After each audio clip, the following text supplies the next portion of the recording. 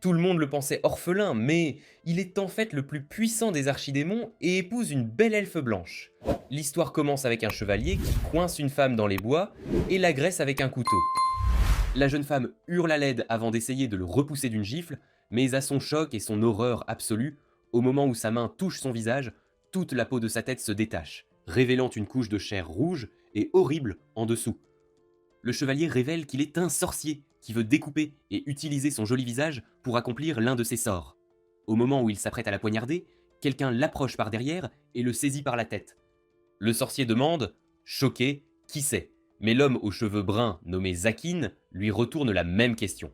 Zakin lui dit qu'il essayait de dormir un peu, mais tous les cris sur son territoire ont gâché son sommeil. Le sorcier réalise que Zakin est un confrère sorcier et qu'il a fait une erreur en empiétant sur son territoire. Alors, il essaie de l'amadouer en disant que s'il le laisse partir, il partagera les puissants secrets de sorcellerie qu'il a découverts grâce à ses recherches.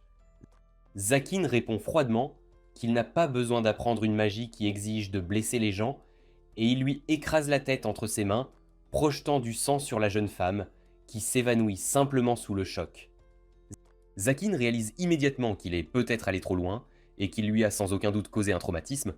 Il utilise la magie pour nettoyer la scène de crime, afin que tout redevienne normal. Le sang sur le visage de la jeune femme disparaît, tandis que le chevalier retrouve son visage et gît mort sur le sol.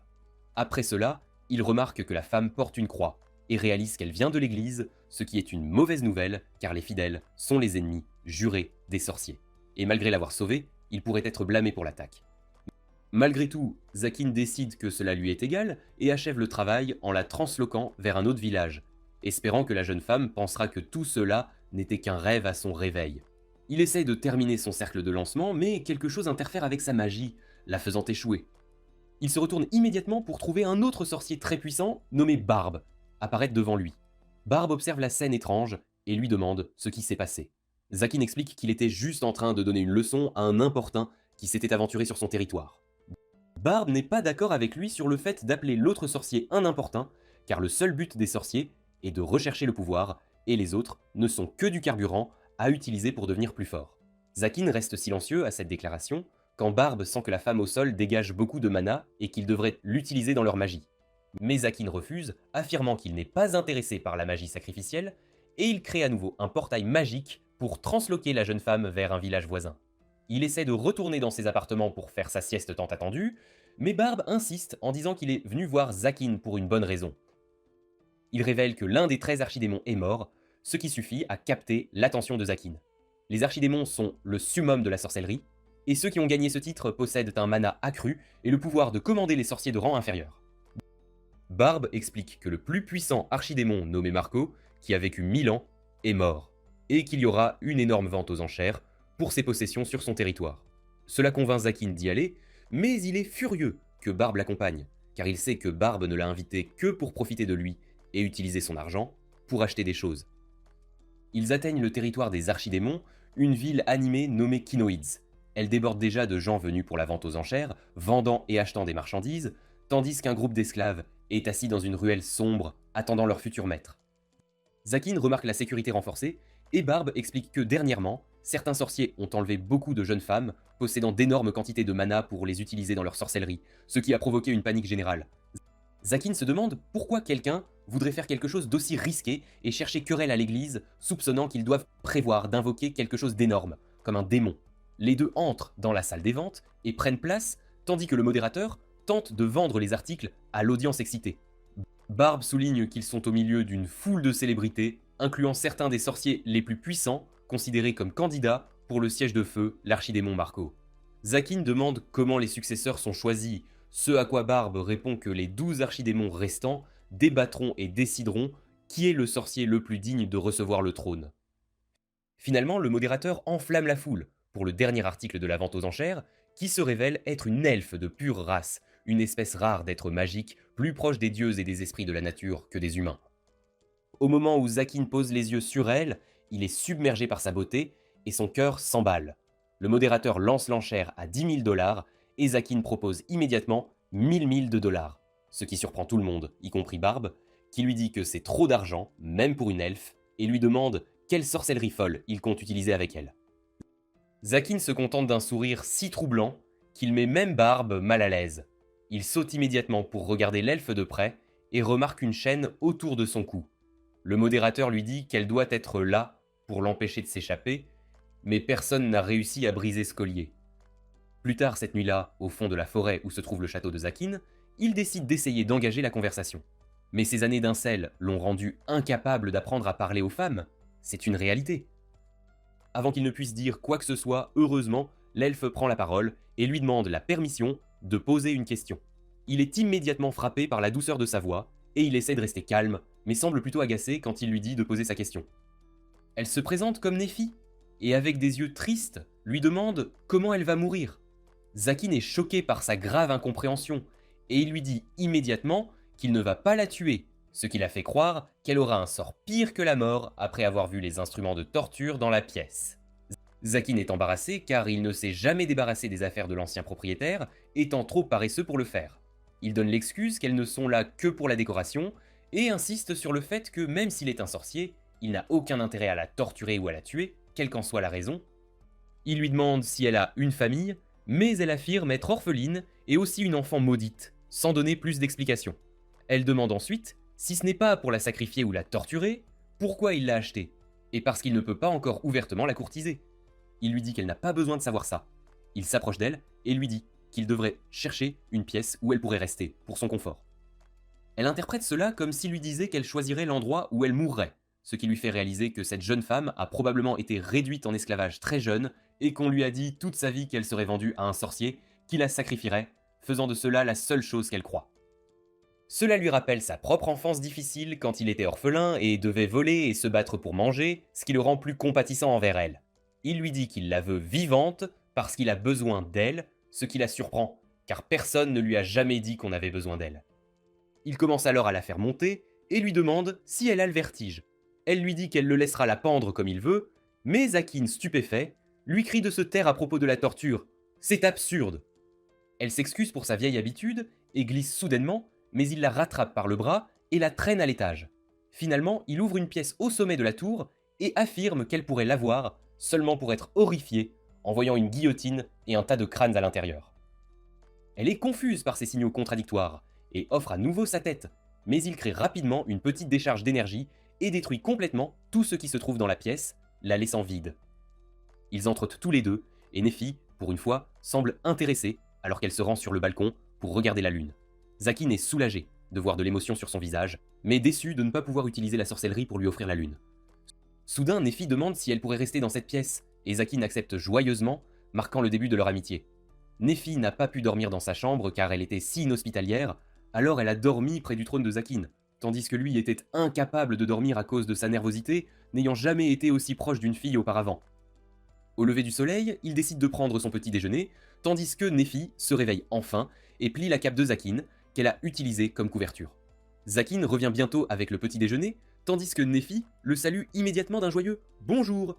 Il s'avère que personne ne l'avait jamais salué auparavant, alors il est confus quant à ce qu'il devrait répondre, et lui dit simplement qu'il a de la nourriture, avec un froncement de sourcils, et le regrette immédiatement, bien sûr.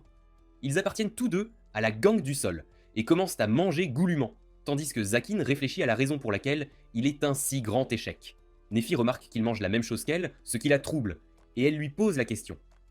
Cela lui fait réaliser que la nourriture qu'il mange est bien trop simple, et que seuls les esclaves et les cochons mangent de cette façon, c'est une évidence.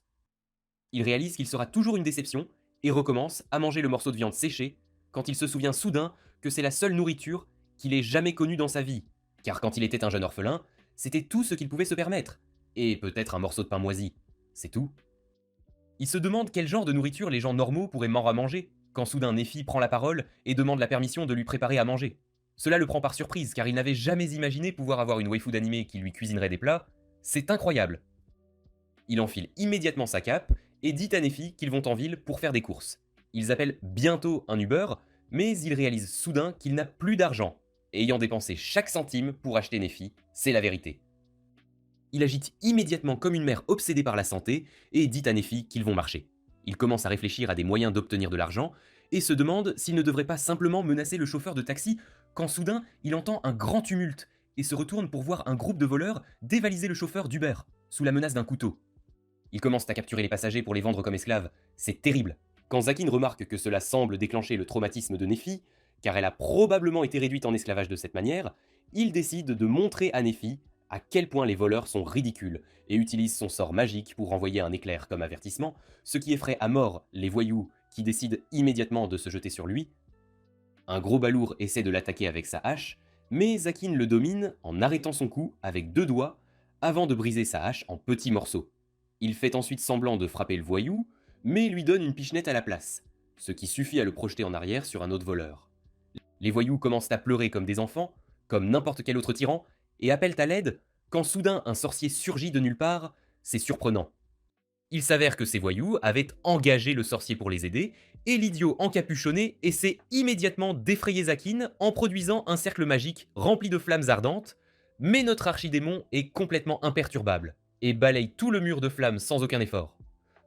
Cela surprend l'idiot encapuchonné, qui essaie immédiatement de lancer une attaque de suivi, mais à sa grande surprise, son cercle magique a été annulé, et est maintenant sous le contrôle de Zakin, qui avance simplement et utilise un seul doigt pour provoquer un éclair si extrêmement puissant qu'il laisse un cratère à l'endroit où se tenait l'homme encapuchonné. Puis il se tourne vers les voleurs, leur demandant de venir l'affronter, ce qui les terrifie et les fait fuir. Il se tourne ensuite à nouveau vers Nephi, espérant l'impressionner, et lui dit qu'elle ne devrait pas s'inquiéter de ces brutes, car tout le monde sait qu'ils sont nuls. À son entière surprise, les gens près du taxi commencent immédiatement à le remercier de les avoir sauvés, tandis que le dégoûtant Furry lui donne un sac de pièces d'argent en guise de remerciement et lui demande aussi de leur accorder sa protection pour le reste du chemin jusqu'à la ville. Il n'arrive pas à croire que l'argent puisse être gagné si facilement, car il se souvient avoir détruit beaucoup de voleurs dans son quartier, mais personne ne l'avait jamais remercié auparavant. Il réalise immédiatement que tout cela est grâce à Nephi, car il a l'air moins effrayant avec une jolie fille à ses côtés. Sur le chemin de la ville, Nephi lui demande pourquoi il aide ces gens, et en essayant de dire quelque chose de charmant, il finit par se ridiculiser une fois de plus. En arrivant en ville, il commence à réfléchir où aller quand il réalise qu'il ne sait rien des choses dont les filles ont besoin pour la vie quotidienne. Et même s'il demande à Nephi ce qu'elle veut, elle ne réclamera rien, c'est certain. Il remarque soudain une boutique de tailleur et décide d'y entrer avec Nephi, tandis que le commerçant Furry est immédiatement effrayé en voyant un sorcier arriver. Zakin est plutôt habitué à cela, alors il tire simplement Nephi en avant et dit au Furry de lui trouver une robe. Le Furry est subjugué par sa beauté, mais remarque aussi le collier d'esclave autour de son cou. C'est frappant. Elle agit de manière très joyeuse et emmène Nephi dans la cabine d'essayage avant de l'habiller d'une robe extrêmement légère, celle que mon ex portait quand elle allait voir ses meilleurs amis masculins. Zakin est embarrassé et dit au Furry de lui mettre immédiatement des vêtements, sinon il réduira sa boutique en cendres, c'est clair. Le Furry retourne immédiatement à l'intérieur et ressort bientôt avec Nephi, vêtue d'une magnifique tenue de soubrette. Le Furry explique que la robe est faite de soie de haute qualité, tandis que les bottes ont des propriétés curatives pour elle, ce qui est pratique. Zakin lui demande si elle aime la robe, et pour une fois, Nephi lui dit qu'elle l'aime bien. Après avoir acheté la robe, il se dirige ensuite vers la forge d'un forgeron, qui lui aussi a peur de lui, mais se sent mieux après avoir regardé la jolie Nephi, c'est un fait. Il dit au forgeron qu'il veut qu'il retire le collier de Nephi, ce qui surprend un peu le forgeron, mais il l'examine quand même, avant de dire à Zakin que le collier possède une magie puissante et ne peut pas être retiré très facilement. Il dit ensuite à Zakin que le collier ne devrait pas être retiré de force, car cela pourrait finir par la tuer. Il demande quelle serait la meilleure façon de l'enlever, et le forgeron lui dit de chercher la clé originale. C'est la seule solution. Zakin se souvient que même le modérateur de la vente aux enchères n'avait pas la clé non plus, donc cela pourrait devenir un problème, un vrai casse-tête. Zakin remercie le forgeron et lui donne de l'argent, mais l'homme refuse le paiement et lui rappelle qu'une fois, il a été attaqué par un groupe de voleurs alors qu'il arrivait chez Zakin. Et à ce moment-là, il lui a sauvé la mise et a détruit les voleurs, tandis que le forgeron et sa fille étaient trop effrayés pour même le remercier correctement et se sont juste enfuis. Zakin lui dit de ne pas s'inquiéter de si petits problèmes et part avec Nephi.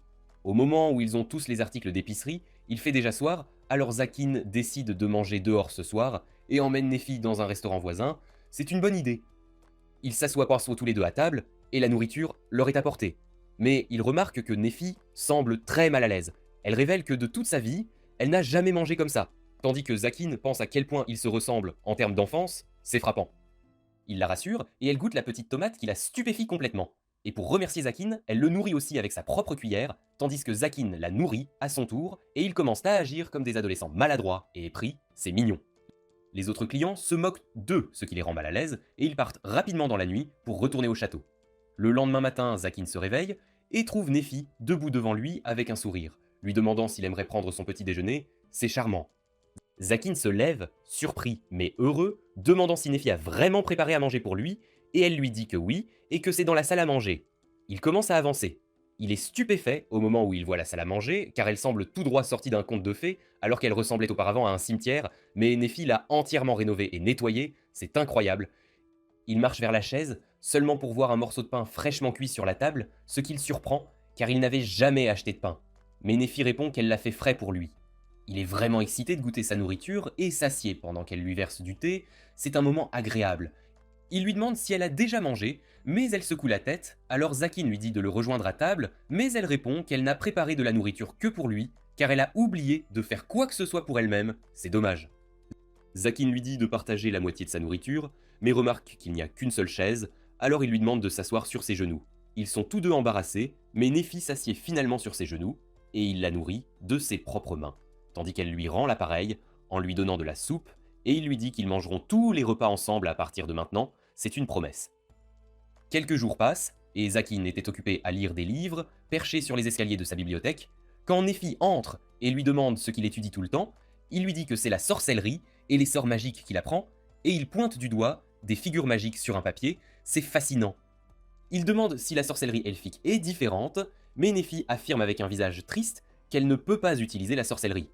Zakin trouve cela étrange, car elle a beaucoup de mana comparé à une personne normale, mais il procède à lui montrer les bases en dessinant un symbole magique et en y canalisant une partie de son mana pour créer un petit éclair.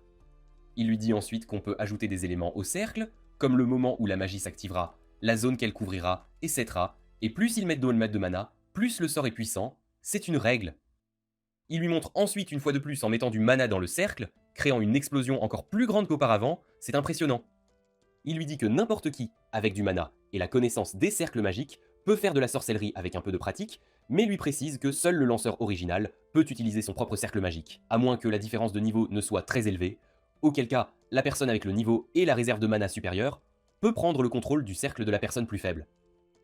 Elle demande alors pourquoi il a dessiné seulement à l'extérieur du cercle et non à l'intérieur. Zakin aime la question et lui dit qu'on peut dessiner un cercle magique entièrement différent à l'intérieur d'un autre cercle magique, mais la plupart du temps, soit le sort ne fonctionnera jamais, soit il dysfonctionnera, causant beaucoup de dégâts, c'est un risque. Seule une personne ayant complètement maîtrisé le contrôle de son mana peut créer quelque chose comme ça, et cela lui permettra également de détourner le cercle magique de n'importe qui, faisant d'elle, en substance, le sorcier le plus puissant sur Terre. C'est une capacité rare. Il lui dit que beaucoup de gens ont essayé, mais tous ont échoué, car c'est une tâche incroyablement difficile. Il s'assied ensuite sur sa chaise, tandis que Nephi lui demande ce qu'il va faire de ses incroyables pouvoirs. C'est une bonne question. Zakin y réfléchit, mais répond qu'il va juste essayer de survivre. Il continue de dire à Nephi que quand il était jeune, il n'avait ni argent, ni amis pour l'aider.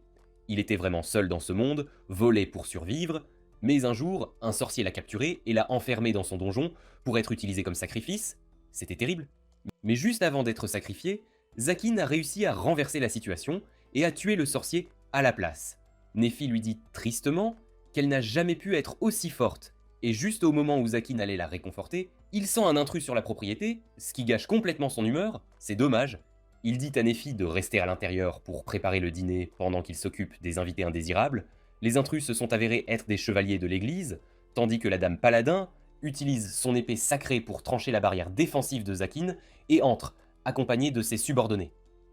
Zakin apparaît aussitôt devant le portail avec fracas et commence à insulter l'église, ce qui énerve les chevaliers, mais la Paladin les empêche d'agir.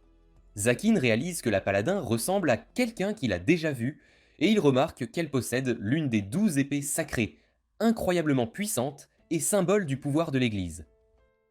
Il réalise soudain que la Paladin est la même fille qu'il a sauvée l'autre jour de ce bizarre chevalier agresseur sans visage, et il se dit qu'il l'aurait tuée s'il avait su qu'elle était une Paladin. Zakin leur dit de dégager et lance un sort magique basique sur la Paladin. Mais l'un des chevaliers s'élance aussitôt avec son bouclier et bloque l'attaque.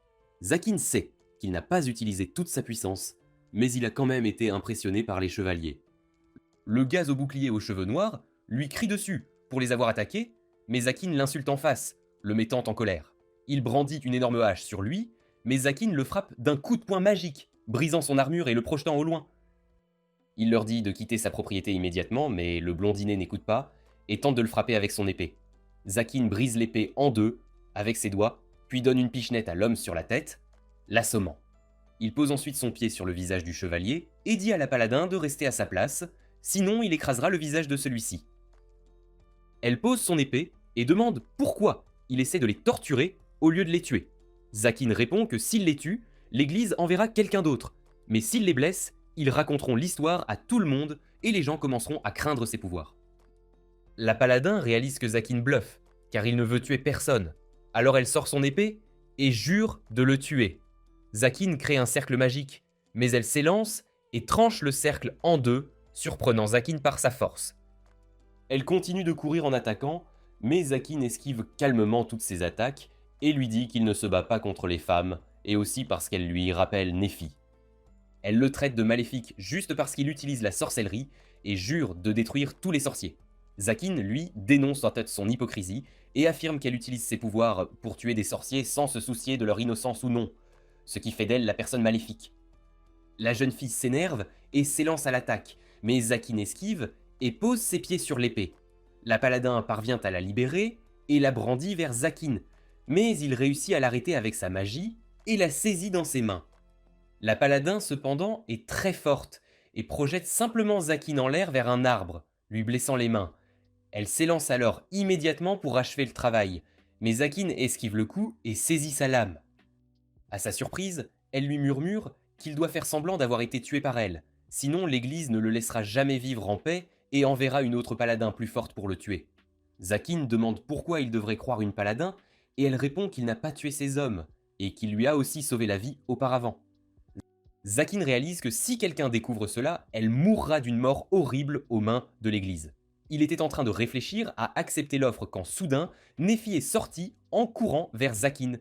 Il lui crie de reculer, mais il est trop tard, car l'un des chevaliers lui lance sa lance, pensant qu'elle est aussi une sorcière. Zakin s'élance et la pousse hors du chemin juste à temps, tandis que la lance le transperce la main. Il retire la lance quand il ressent soudain une très forte présence. Les arbres autour commencent à bouger, tandis que Néphi se lève, la colère brûlant dans ses yeux, et leur dit qu'ils paieront pour avoir blessé Zakin. Soudain, des racines sortent du sol et attrapent le chevalier avant de le soulever dans les airs. Zakin essaie d'arrêter Néphi, et quand elle reprend enfin ses esprits, elle est horrifiée de voir qu'elle a failli tuer tous les chevaliers et la paladin, qui la regardent avec la peur dans les yeux, car ils ont enfin vu de quoi Néphi était capable. Plus tard cette nuit-là, Néphi panse les mains de Zakin tandis qu'il pense à la paladin qui s'est excusée d'avoir impliqué Néphi et est partie ensuite. Il se tourne alors vers Néphi et lui demande pourquoi elle ne lui a pas dit qu'elle pouvait utiliser la magie. Elle répond que ce n'était pas de la magie, mais quelque chose appelé mysticisme. Zakin se souvient l'avoir lu, mais pensait que ce n'était qu'un mythe, car cela défie toutes les lois de la magie. Néphi poursuit en disant qu'elle est la seule elfe à pouvoir l'utiliser, parce qu'elle a été maudite à sa naissance. Elle est la seule elfe à avoir les cheveux blancs et à pouvoir parler aux animaux comme aux arbres, et à cause de cela, les gens la traitaient de monstre et la détestaient. Un jour, leur village a été attaqué et tous les villageois lui ont dit de défendre le village avec ses pouvoirs étranges, mais elle a décidé de se rendre pendant que tout le village était massacré. Elle dit à Zakin qu'elle s'est sentie heureuse quand les villageois qui l'avaient tourmentée toute sa vie se faisaient tuer, puis elle pleure en se disant à quel point elle est une mauvaise personne de penser ainsi. Zakin, cependant, lui dit qu'il pense qu'elle a très bien agi, car si c'était lui, il aurait tué tous les villageois et les assaillants lui-même. Elle s'attendait à ce qu'il la chasse du château, une fois qu'il aurait réalisé qu'elle était maudite, mais au lieu de cela, il lui tient le visage et lui dit qu'elle restera toujours avec lui, car il ne peut plus vivre sans sa cuisine. Néphi se met à pleurer, de soulagement, tandis que Zakin essaie de la réconforter. Après un court instant, Zakin parvient enfin à la calmer, et ils s'assoient assis tous les deux, l'un en face de l'autre. Néphi se sent assez embarrassée d'avoir pleuré ainsi devant son maître, mais Zakin la rassure en lui disant qu'il a aimé la voir si bavarde aujourd'hui, alors qu'habituellement, elle ne parle pas beaucoup. L'attention de Néphi est attirée par ses mains, et elle demande si elles sont vraiment gravement endommagées. Zakin se souvient enfin de ses mains, mais affirme qu'elles ne semblent plus lui faire mal. Il retire les bandages, et à sa surprise, les blessures ont complètement disparu. Il demande à Néphi si c'était son œuvre, mais elle refuse, disant qu'elle n'a rien fait. Zakin réalise que Néphi possède beaucoup de pouvoirs dormants, et qu'elle a dû le guérir sans le savoir quand il la tenait dans ses bras. Il remercie Néphi de l'avoir guéri, ce qui semble la stupéfier un instant. Zakin demande si tout va bien, et elle répond qu'il ne l'a jamais remerciée auparavant, c'est pourquoi elle n'a pas été prise au dépourvu. Zakin se sent affreux en réalisant à quel point il a dû paraître méchant de ne jamais dire un mot de remerciement, alors qu'elle cuisinait et prenait soin de lui chaque jour. Il s'excuse immédiatement auprès d'elle. Mais elle affirme qu'il est son maître et qu'il n'est jamais vraiment censé dire merci ou pardon. Plus tard cette nuit-là, Zakin se repose sur son trône, pensant à la longue journée qu'il venait de passer. Quand il aperçoit Nephi debout derrière un pilier, elle le regarde avec un visage embarrassé et lui demande s'il aimerait dormir avec elle. Cela prend Zakin au dépourvu, qui ne comprend pas pourquoi une si belle femme lui demanderait de dormir avec elle. Il lui demande de confirmer si elle sait ce qu'elle dit. Nephi répond innocemment qu'il n'y a qu'un seul lit dans tout le château et que Zakin lui en a donné 2 pour qu'elle puisse dormir confortablement. Tandis qu'il reste toute la nuit sur son trône inconfortable, et elle a pensé que ce serait plus confortable pour lui de dormir dans le lit avec elle. Zakin pense à la pureté de Nephi, puis lui dit qu'il reste sur le trône toute la nuit pour s'assurer que les barrières sont maintenues, et qu'aucun ennemi n'essaie de s'introduire dans le château, espérant le prendre au dépourvu. Elle comprend vite la situation et s'assied par terre, lui demandant de poser sa tête sur ses genoux, afin qu'il puisse au moins être un peu plus confortable que sur la chaise. Zakin n'arrive pas à croire qu'on lui offre un oreiller de genoux, et sait que seul un idiot refuserait un oreiller de genoux. Alors il accepte volontiers. Il demande pourquoi elle est si gentille avec lui, et elle répond que, même après avoir su qu'elle était maudite, il lui a quand même dit qu'il la voulait à ses côtés, et a aussi accepté ses pouvoirs mystiques, ce pourquoi elle ne pourra jamais assez le remercier. Zakin lui dit qu'elle n'a jamais besoin de le remercier pour quoi que ce soit avant de poser ses mains sur sa joue, en lui demandant si elle veut apprendre à utiliser la magie correctement. Il affirme que d'après ce qu'il a vu aujourd'hui, il sait qu'elle n'a pas beaucoup de contrôle sur sa sorcellerie. Mais la quantité de mana qu'elle a libérée était incroyable, surtout si l'on considère qu'une grande partie était contenue à cause de son collier. Il ne peut pas promettre que l'apprentissage de la sorcellerie de base l'aiderait à maîtriser ses pouvoirs mystiques, mais au moins, elle pourra mieux se défendre. Elle demande si elle pourrait aussi le protéger des ennuis, et Zakin répond calmement qu'elle l'a déjà protégé des chevaliers de l'église aujourd'hui. Elle le remercie de l'avoir accepté comme son apprenti, et lui dit que beaucoup de gens pourraient ne pas le comprendre, et penser qu'il est cruel. Mais elle sait et croit qu'il est une personne gentille, qui se soucie des faibles. Elle le serre immédiatement dans ses bras, ce qui émeut tellement Zakin que des larmes se forment dans les yeux de l'un des démons les plus puissants de ce monde, alors qu'il pense à quel point il est agréable d'avoir quelqu'un dans sa vie. Le lendemain matin, alors qu'il prenait son thé, Barbe entre dans la pièce et lui demande s'il va bien, car il a appris que Zakin avait été attaqué par l'église. Zakin affirme qu'il avait été attaqué, mais que les chevaliers étaient très faibles. Barbe lui dit qu'il a aussi entendu dire que l'un d'eux avait une épée sacrée, et Zakin lui répond que la jeune paladin avait bien l'épée et était assez forte, car elle a détruit quelques barrières autour du château. Pendant qu'il parlait, Nephi lui apporte du thé, et il se souvient soudain d'elle à la vente aux enchères, renversant son thé. Zakin utilise rapidement sa magie pour rattraper le déversement, tandis que Barbe demande si c'est la même elfe qu'il a acheté pour tant d'argent. Zakin affirme que oui, quand Barbe demande pourquoi il ne l'a pas encore sacrifiée. Zakin répond qu'il n'est pas un barbare, et qu'il l'a plutôt prise comme apprenti. Barbe se rassoit en réalisant qu'avec une elfe à ses côtés, Zakin peut probablement utiliser toutes les sortes de magie connues de l'homme. Zakin est agacé qu'il parle de Nephi comme d'un objet, et affirme que c'est Nephi qui a fait fuir les chevaliers par sa magie. Barbe se souvient du désordre qu'il a vu dehors, et demande à Zakin s'il vise le siège de l'archidémon. Zakin pense qu'il n'a besoin que de la clé pour libérer Nephi, mais il ment et répond qu'il veut bien le siège. Il sait lui-même qu'il est peu probable qu'il soit choisi car il n'a commencé à apprendre la magie qu'il y a 10 ans, alors que d'autres sorciers étudient la magie et ses propriétés depuis des centaines d'années et ont accumulé une grande connaissance à laquelle il ne peut même pas se rapprocher. Barbe se lève enfin et s'en va, tandis que Nephi demande s'il est l'ami de Zakin. Zakin refuse immédiatement en disant qu'il n'a pas d'amis, mais Nephi affirme qu'il semblait s'amuser à lui parler. Plus tard ce jour-là, il emmène Nephi réparer les barrières magiques détruites par la paladin, dans l'espoir qu'elle puisse en tirer des leçons. Après ce jour, Nephi a commencé à apprendre la sorcellerie, tout en faisant toutes les tâches ménagères. Elle a tout appris sur les cercles magiques de base, et cuisinait souvent des plats si délicieux que Zakin voulait lui embrasser les mains. Il a aussi essayé de l'entraîner à ses arts mystiques, mais malheureusement, cela ne semblait pas très bien se passer, car elle n'avait toujours pas beaucoup de contrôle. Bientôt, Nephi a pris toutes les bases de la sorcellerie, et Zakin lui dit qu'elle connaissait assez de magie pour faire quelque sorte de base. Elle est folle de joie de cet éloge et lui dit qu'elle préparera un merveilleux dîner pour fêter ça. Bientôt, un mois s'écoule depuis qu'il vit avec elle, lorsqu'un oiseau magique tente d'entrer dans la barrière de Zakin, mais il l'arrête en utilisant son cercle magique. L'oiseau a 2 têtes, lui livre calmement une petite enveloppe et s'envole immédiatement. Zakin ouvre la lettre pour découvrir qu'il avait été convoqué par les 12 archidémons pour se présenter dans la cité des sorciers. Le lendemain matin, il descend en ville et entre dans un repère souterrain qui était utilisé par le précédent 13e archidémon comme son château. Il entre par une immense porte pour la trouver complètement bondée de toutes sortes de sorciers. Au moment où il se présente, l'un des archidémons prend la parole et Zakin ressent immédiatement l'immense pression et l'intensité de leur pouvoir magique alors qu'il le submerge complètement. Il commence à parler de sa jeunesse quand Zakin se ressaisit et, avec une fausse bravade, demande aux archidémons s'ils l'ont amené ici juste pour lui faire perdre son temps ou s'ils ont quelque chose à lui dire. L'un des archidémons loue sa bravoure de leur parler ainsi et va droit au but, lui disant qu'il a été choisi pour le poste de 13e archidémon. Immédiatement après, l'archidémon produit un écusson magique rouge dans l'air, avec une quantité de mana si immense concentrée à l'intérieur que Zakin commence à se sentir mal. Les archidémons affirment que cet écusson appartenait au précédent 13e archidémon, et si Zakin accepte, il lui sera transmis avec son pouvoir et son prestige. Zakin regarde les archidémons et demande pourquoi ils l'ont choisi, car il y a des sorciers bien plus âgés, plus savants et même plus puissants que lui. L'archidémon convient que les pouvoirs de Zakin sont encore très faibles, mais le fait est qu'il possède des capacités latentes si puissantes qu'aucun des sorciers ici, y compris les archidémons, ne peut le tuer. Il poursuit en disant que Zakin n'avait que 8 ans lorsqu'il a tué un sorcier très connu qui n'était en aucun cas faible.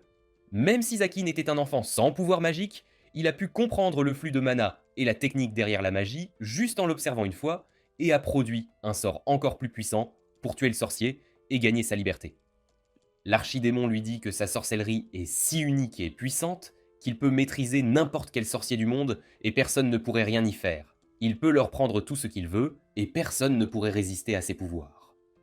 Il poursuit en disant que si Zakin est si fort à un si jeune âge, alors il deviendra certainement l'un des plus grands sorciers à avoir jamais existé dans le monde en vieillissant. Zakin les regarde et demande si, étant si fort, il pourrait simplement tous les tuer et prendre tous leurs biens. Cela fait rire les archidémons, alors que l'un des vieux archidémons dit à Zakin de faire attention à l'endroit où il se tient. Elle affirme que Zakin est fort en effet, mais s'il essaye de les défier, ils lui prendront tout ce qui lui est cher, que ce soit sa maison, ses amis, sa famille ou toute personne qu'il ait jamais connue, jusqu'à ce qu'il soit laissé seul et oublié sans rien à son nom. Il pense immédiatement à Nephi et au fait qu'il ne pouvait pas mettre sa vie en danger. Il commence à réfléchir à ses options, car il savait depuis le jour où il est devenu sorcier qu'une vie normale était quelque chose qu'il ne pouvait pas avoir. Mais devenir un archidémon signifierait qu'il plongerait dans une voie bien plus sombre. Il sait que Nephi ne mérite pas de suivre ce chemin, car elle ne ferait que souffrir à cause de cette obscurité. L'archidémon le tire de ses pensées et lui demande une réponse. Zakin le regarde et pose une condition pour accepter le titre. L'archidémon demande ce qu'il pourrait vouloir de plus que le titre de l'un des archidémons, et Zakin répond qu'il veut toutes les possessions du précédent archidémon. Le sorcier accepte l'arrangement et produit l'écusson avant que Zakin ne l'absorbe sur sa main, devenant officiellement le 13e archidémon du monde. Cette nuit-là, il retourne à son château, où Nephi lui préparait joyeusement un ragoût d'agneau qu'il adore. Nephi le salue joyeusement, mais remarque que quelque chose ne va pas chez lui. Il affirme qu'il est allé rencontrer les autres archidémons et qu'il possède maintenant la propriété du précédent archidémon qui possédait Nephi. Il sort une clé et déverrouille immédiatement le collier d'esclave autour du cou de Nephi, qui tombe aussitôt au sol. Avant même qu'elle ne puisse comprendre ce qui se passait, il lui dit qu'il est maintenant le 13e archidémon et qu'il n'a plus besoin d'elle avant de la chasser du château. Nephi s'assied dans une ruelle vide au milieu de la nuit, incapable de comprendre ce qui venait de lui arriver. Elle se lève pour retourner au château, mais trouve le collier d'esclave brisé, se souvenant que son maître, qui lui avait dit qu'il ne la laisserait jamais seule et voulait qu'elle reste avec lui pour toujours, venait de la chasser comme un chien errant. Nephi erre, incapable d'imaginer une vie sans son maître, quand soudain, une jeune fille l'interpelle et lui demande si elle va bien. Nephi lève lentement les yeux pour réaliser que la jeune fille n'est autre que la dame chevalier qui les a attaqués il y a 1 mois. Nephi était dans un état si terrible qu'elle croit que la paladin est là pour lui ôter la vie. Mais au lieu de fuir, Elle accepte sa mort à bras ouverts et dit à la chevalière de la tuer, car elle n'a aucune intention de vivre sans son maître. La paladin commence à reculer, disant à Néphi qu'elle n'a pas de telles intentions, mais Néphi s'approche d'elle, demandant si ce n'est pas le devoir des chevaliers angéliques de tuer les sorciers, et affirme qu'elle est l'apprentie d'un sorcier, ce qui signifie qu'elle devrait être tuée aussi. Un groupe de personnes errant dans les rues finissent par entendre cette conversation et s'approchent pour voir ce qui se passe. Comme Néphi venait souvent au marché pour faire les courses, la plupart des habitants la reconnaissent et pensent que la paladin la harcèle, parce que Néphi travaille pour un sorcier. La paladin dit à Néphi de se taire, car elle l'a fait passer pour une tueuse en série, alors qu'elle ne l'est pas. Mais avant qu'elle ne puisse dire quoi que ce soit de plus, la femme ailée qui a aidé Néphi à obtenir une robe arrive sur les lieux et dit à la paladin de reculer. La chevalière essaie immédiatement d'expliquer qu'elle ne veut faire aucun mal à Néphi. Mais la foule est déjà excitée et ne veut entendre aucune excuse. Ils commencent à l'insulter et à la traiter de nom, ce qui devient si grave qu'elle finit par s'effondrer par terre et se met à pleurer à chaudes larmes. Heureusement, Néphi intervient et dit à tout le monde que la paladin ne lui a vraiment rien fait, ce qui fait taire la foule, tandis que la femme oiseau demande à Néphi pourquoi elle a l'air si terrible alors. La paladin se met à pleurer et crie à la foule qu'elle n'a rien fait et qu'elle était juste inquiète de voir Néphi seule dans une ruelle. La femme oiseau finit par l'emmener dans une taverne locale où la paladin retrouve son calme et se présente comme Chastel.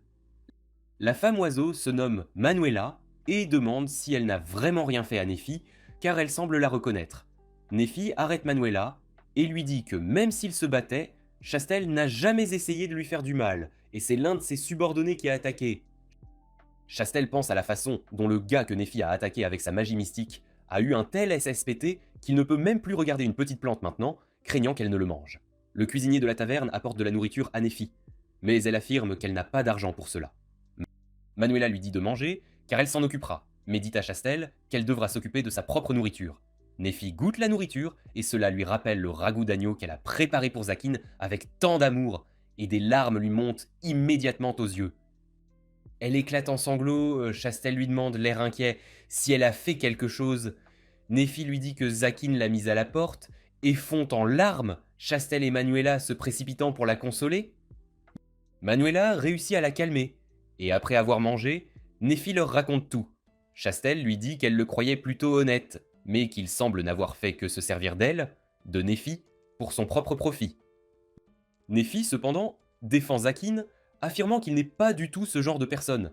Manuela demande ce qui s'est passé avant qu'il ne la chasse, et Néphi leur révèle qu'il est rentré et lui a dit qu'il était devenu un archidémon. Cela les surprend toutes les deux, et elles expliquent à Néphi que toute cette ville était plus ou moins dirigée par le 13e archidémon, qui était une personne plutôt respectable. Mais après sa mort, les choses ont mal tourné, et des jeunes filles ont commencé à être enlevées par des sorciers pour des sacrifices. Chastel affirme que l'Église considère les archidémons comme ses ennemis jurés, mais il n'y a que 12 épées sacrées, alors que les archidémons sont 13, ce qui place les chevaliers en position de désavantage. Pour rétablir l'équilibre, l'Église tente d'attaquer le plus récent des archidémons, car ils n'ont pas encore acquis beaucoup de pouvoir, ce qui les rend plus faciles à tuer. Néphi se demande si c'est la raison pour laquelle Zakin l'a renvoyé, mais Chastel interrompt sa pensée et lui demande si elle croit Zakin capable d'enlever des filles pour les sacrifier. Néphi le défend vivement, affirmant qu'il n'a aucun intérêt pour les sacrifices et passe son temps à lire des livres de magie. Chastel finit par la croire, se souvenant que Zakin s'était beaucoup retenu en la combattant juste parce qu'elle était une fille. Elle dit à Néphi que la première fois qu'elle l'a vue, il semblait triste et avait besoin d'aide, de compassion, d'une autre personne. Néphi comprend parfaitement ce que Chastel voulait dire, se rappelant à quel point il était heureux quand elle était avec lui, et elle se dit qu'il pourrait avoir besoin de son aide pour retrouver le bonheur. Elle se lève de table, affirmant qu'elle retourne auprès de Zakin. Manuela et Chastel se lèvent d'une toutes deux, lui demandant si elle ira bien seule. Néphi affirme qu'elle doit y aller, quoi qu'il arrive, car même si Zakin est incroyablement fort, et que personne ne peut le vaincre facilement, il peut quand même être blessé, et personne en ce monde ne peut rester heureux s'il est laissé complètement seul. Elle se tourne vers elle, animée d'une nouvelle inspiration, et déclare vouloir être là pour soutenir son maître dans le besoin. Chastel sourit et lui dit que dans ce cas, elle l'accompagnera et fera aussi son devoir. Néphi s'inquiète et demande si elle va le combattre à nouveau, mais Chastel lui dit aussitôt qu'elle va juste l'escorter jusqu'au château. De plus, elle affirme qu'un sorcier utilise le nom de Zakin pour commettre des crimes, le piégeant ainsi, et elle veut découvrir qui est ce sorcier maléfique. Soudain, la porte de la taverne s'ouvre et les 3 chevaliers qui accompagnaient Chastel auparavant apparaissent. Ils sont immédiatement effrayés de voir Nephi là, et le chevalier souffrant de SPT fait une crise et s'effondre au sol. Soudain, tout l'environnement commence à être dévoré par une obscurité dont personne ne peut s'échapper. L'obscurité enveloppe Nephi, tandis que Chastel repousse Manuela, la sauvant alors qu'elle est projetée dehors. Une voix puissante résonne de l'obscurité, se disant Zakin, et annonce au chevalier qu'il va ramener les 2 filles à son château pour les sacrifier et accroître ses pouvoirs. Pendant ce temps, le vrai Zakin regarde la lune, se souvenant de Nephi, tandis que des chevaliers de l'église rampent au sol, totalement impuissants face à l'archidémon. Ils n'arrivent pas à croire que même 3 chevaliers de haut rang réunis ne puissent pas gagner avec une attaque surprise contre Zakin. Il se retourne et leur dit qu'ils ne sont pas très forts, et de plus, qu'il n'a même pas eu à faire quoi que ce soit, car ils sont simplement tombés dans le piège que Nephi avait tendu lors de son entraînement. Cela le rend triste, mais il se rappelle que c'est pour le mieux, car maintenant personne n'essaiera de lui faire du mal, et elle s'est fait suffisamment d'amis en ville pour qu'il l'aide. Il commence à retourner à son château, quand l'un des chevaliers s'accroche à ses jambes et lui dit de ne pas blesser Chastel, car elle est la seule à penser qu'il n'est pas le vrai ravisseur. Avant qu'il ne puisse comprendre, Manuela saute sur le chevalier qui commence à se disputer avec elle. Agacé par cela, Zakin s'apprête à les expulser tous hors de la forêt, mais Manuela se tourne vers lui et crie que Nephi a été enlevée. Il est surpris, car il pensait l'avoir éloignée au bon moment, mais apparemment, il était trop tard. Manuela lui dit qu'il doit la sauver, tandis qu'il pense que s'il essaie de la sauver, cela montrerait clairement le lien entre Zakin et l'elfe blanc. Manuela s'énerve contre Zakin, le voyant si confus alors qu'il devrait se précipiter pour sauver Nephi, et lui dit qu'elle voulait revenir. Il n'arrive pas à croire qu'elle ait voulu revenir même après qu'il l'ait si maltraitée et chassée. Il baisse les yeux vers le sol en disant à Manuela que chaque sorcier de ce monde est extrêmement égoïste, et qu'il ne fait pas exception. C'est pourquoi il retrouvera Nephi, et la ramènera, car elle lui appartient, et à personne d'autre. Il jure de s'assurer qu'elle est en sécurité, même s'il doit sacrifier le monde entier pour cela. Il se retourne, conjure un cercle magique, et demande à Manuela si elle veut venir avec lui. Manuela accepte immédiatement, mais à sa surprise, tous les chevaliers lui sautent bien dessus aussi, le suppliant de les emmener, car ils doivent d'eux y se battre pour Chastel. Il leur dit de s'éloigner de lui, pour qu'ils puissent au moins lancer la magie d'abord, et commence les préparatifs. Pendant ce temps, Nephi se réveille de son sommeil, pour se retrouver enchaînée au mur aux côtés de Chastel. La paladine lui demande si elle va bien, et Nephi affirme qu'elle est en forme, mais les chaînes ont bloqué le flux de son mana. Soudain, une voix résonne de loin, et une silhouette sombre émerge, qui n'est autre que le fourbe Barbe. Nephi lui dit qu'elle le considérait comme l'ami de Zakin, mais Barbe se moque d'elle, affirmant que les sorciers n'ont pas d'amis. Il affirme que Zakin a tué un célèbre sorcier quand il avait 8 ans, et ce sorcier n'était autre que le professeur de Barbe. Après cela, Zakin a hérité du château du sorcier et de tout l'argent avant de tout dépenser pour acheter Nephi. Il lui dit que toutes les richesses et le château lui appartiennent, et non à Zakin, et qu'il va réaliser son rêve en devenant le 13e archidémon, en sacrifiant Nephi et en acquérant tout le pouvoir dont il a besoin. Nephi ouvre la bouche et lui dit que tous ses plans seront vains, car Zakin est déjà devenu le 13e archidémon. Cela choque vraiment Barbe, qui est furieux que même cette chose qu'il désirait tant lui ait été volée par Zakin. Il attrape Nephi avec colère et la traîne vers un cercle magique, affirmant qu'il gagnera tellement de pouvoir après les avoir sacrifiées toutes les deux qu'il deviendra encore plus fort que Zakin et l'écrasera. Il recommence à la traîner, mais Nephi se débat et affirme qu'elle appartient à Zakin et ne doit pas être touchée par quelqu'un d'aussi méprisable que Barbe. Cela l'énerve, et il était sur le point de l'attaquer avec sa magie, mais soudain, un trou est soufflé dans la grotte, alors que Zakin émerge de la poussière, remerciant Nephi de lui avoir fait confiance et promettant de la sauver. Barbe demande à Zakin depuis combien de temps il savait qu'il était derrière les enlèvements, et il répond que cela a commencé quand il a vu le voleur de visage. Ce type était super faible et n'aurait pas pu franchir la barrière du château seul, donc quelqu'un devait le soutenir. Zakin ne connaissait qu'un seul type ayant l'habitude de briser ses barrières et d'entrer sur son territoire, et c'était Barbe. Zakin sait que Barbe est spécialisée dans la création de dimensions de poche et le transport et l'invocation de choses grâce à elle. Il remarque qu'après s'être occupé du voleur de visage et des chevaliers sacrés, Barbe s'est présenté à sa porte comme pour vérifier le résultat. Il aurait été stupide de ne pas le soupçonner après tout cela. Barbe ricane et demande pourquoi il l'a quand même accueilli et servi du thé après avoir su cela, et Zakin répond qu'il voulait juste comprendre son plan. Zakin tourne ensuite son attention vers Nephi, qui rougit en le voyant. Il déclare que Barbe ne sera pas pardonné d'avoir blessé sa fille et lui envoie une attaque magique. Barbe tente de la bloquer, mais soudain, Zakin bondit sur lui et lui brise les bras d'un coup net. Ensuite, il lui désactive les jambes et Barbe tombe à genoux, hurlant de douleur. Zakin se dirige alors vers Nephi et la libère de ses chaînes. Il lui demande nerveusement si cela lui a fait mal et elle fond en larmes en courant vers lui. Elle dit qu'elle a eu mal, mais qu'il semblait bien plus blessé qu'elle. Elle dit qu'il est son maître, et s'il dit qu'elle n'est plus nécessaire, elle devrait l'accepter. Cependant, elle ne veut pas le laisser seul, et souffrir après avoir su qu'il est blessé. Elle enfouit son visage dans sa poitrine, et lui demande de ne plus jamais être seule. Zakin hésite à la serrer dans ses bras, se sentant coupable de l'avoir abandonnée. Mais il surmonte ce sentiment, et l'embrasse. Pendant ce temps, Barbe s'est remis, et lance une attaque sournoise sur Zakin par derrière. Nephi est inquiète, mais Zakin l'assure que rien ne va se passer. Le cercle magique que Barbe vient de lancer se brise et disparaît, il essaie d'en utiliser un autre mais il se réduit aussi en poussière. La même chose se produit, peu importe le nombre de cercles magiques que Barbe utilise, et il se demande pourquoi sa magie ne s'active pas.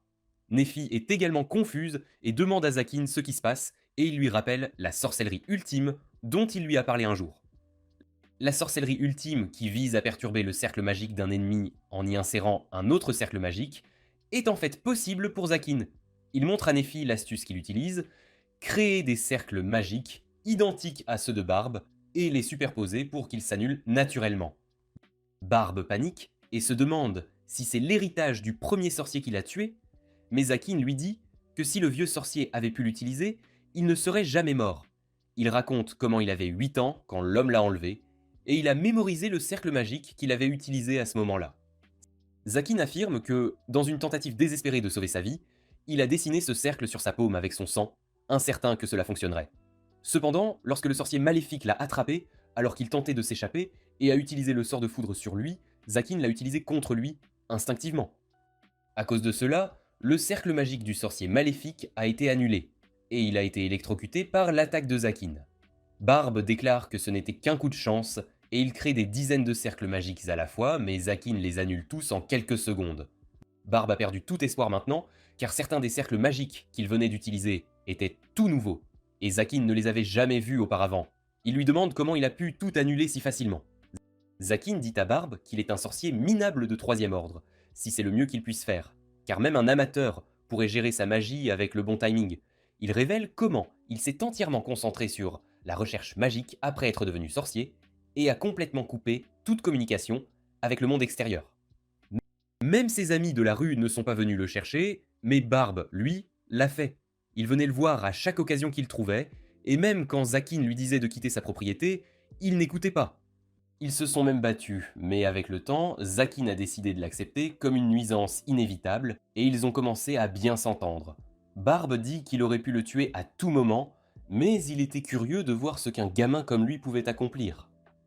Zakin décide de lui donner un aperçu de ses véritables capacités, et invoque un cercle magique complexe à plusieurs couches qui a absorbé tous les cercles magiques de Barbe qu'il avait détruits plus tôt. Barbe lui demande s'il a dévoré ces cercles magiques, et Zakin répond que c'est une jolie façon de le dire.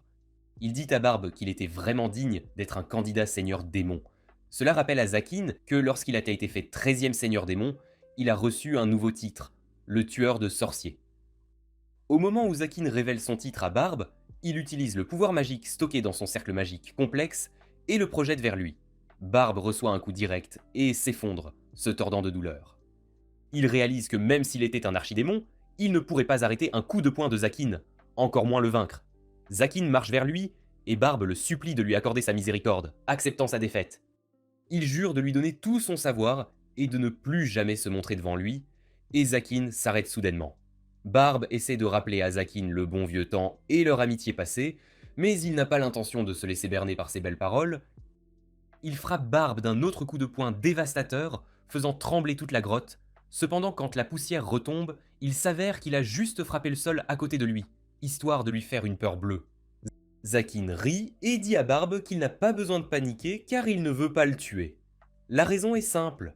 Barbe a un bon œil pour l'alcool et Zakin veut continuer à goûter les bons vins qu'il apporte. Il est confiant que Barbe ne représente aucune menace pour lui, mais cela le froisse. Il dit à Zakin que s'il le laisse vivre, il s'assurera de le tuer, peu importe le temps que cela prendra. Zakin lui dit qu'il est libre d'essayer, mais après avoir perdu, il devra lui offrir des verres. Barbe est complètement déconcerté maintenant, et il demande pourquoi il ne veut pas le tuer, car il n'y a aucun profit à le laisser vivre. Zakin lui dit simplement qu'il est un archidémon maintenant, et qu'il fera ce qu'il veut. Il dit à Barbe que s'il veut tant être tué, il devrait devenir plus fort et représenter une vraie menace pour lui. Nephi est ravie de voir cela. Et pendant ce temps, Manuela a sauvé Chastel. Dès qu'elles entrent dans le gigantesque cercle magique au sol, il s'active soudainement et Zakin demande à Barbe s'il veut vraiment continuer après s'être fait botter le cul à l'instant. Barbe répond qu'il n'a rien fait, et Zakin repère la faille, dans son cercle magique, ouverte à l'endroit où il avait frappé plus tôt. Zakin crie à Nephi et aux autres filles de s'enfuir alors que le cercle magique commence à fonctionner, et une grande quantité de mana est éjectée dans l'air. Il demande à Barbe ce qu'il diable il essayait de faire ici, et il répond qu'il allait invoquer un vrai démon. Zakin est stupéfait d'entendre cela, et le mana commence à prendre la forme du vrai démon, terrifiant tout le monde. Les démons font partie des mythes de ce monde, et on dit qu'ils vivaient autrefois sur Terre avant de partir ailleurs. Personne ne semble avoir de preuves définitives de leur existence, mais on spécule que les symboles utilisés dans les cercles magiques par les sorciers et ceux utilisés par l'Église sont basés sur la connaissance des démons et des dieux. Zakin réalise que Barbe a fait quelque chose d'outrageux en invoquant un démon ici. Mais il remarque ensuite que c'est une invocation imparfaite. Il pense que c'est parce qu'il a altéré le cercle magique, et que personne n'a été sacrifié pour cette magie. Mais bien qu'il ne soit qu'une ombre de son véritable être, il peut dire à quel point le démon est puissant. Zakin perd espoir alors que l'aura menaçante du démon l'écrase. Il réalise que le démon est bien plus fort que tous les archidémons qu'il a affrontés auparavant, et peu importe sa force, il ne peut pas le vaincre.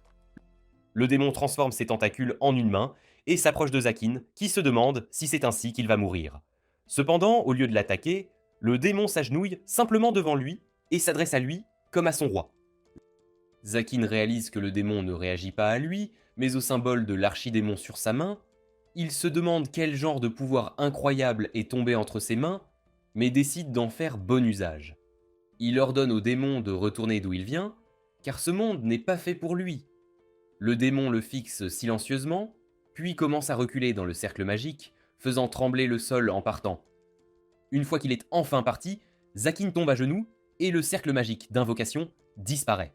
Mais maintenant, la grotte a commencé à s'effondrer, et Zakin ramasse immédiatement Nephi et les deux autres filles. Il demande à Barbe de s'accrocher aussi, et il s'agrippe à sa robe, tandis que Zakin s'enfuit de la grotte. Les débris sont sur le point de bloquer leur sortie, quand soudain, les chevaliers sacrés avec Chastel arrivent là. Grâce à eux, tout le monde peut évacuer en toute sécurité. Après avoir sauvé Chastel, l'un des chevaliers commence à pleurer, tandis que l'autre essaye de dire à Zakin qu'ils sont là juste pour sauver leur chef et secourir les civils. Ils insistent sur le fait qu'ils n'ont aucune intention de coopérer avec un sorcier maléfique comme lui, et Zakin leur dit simplement de rentrer chez eux s'ils ont fini de parler. Les chevaliers le maudissent en partant, puis Manuela le remercie aussi de l'avoir sauvé, avant de lui demander de s'expliquer avec sa fille. Après qu'elle soit partie aussi, Zakin se tourne vers Barbe et lui demande s'il compte le combattre.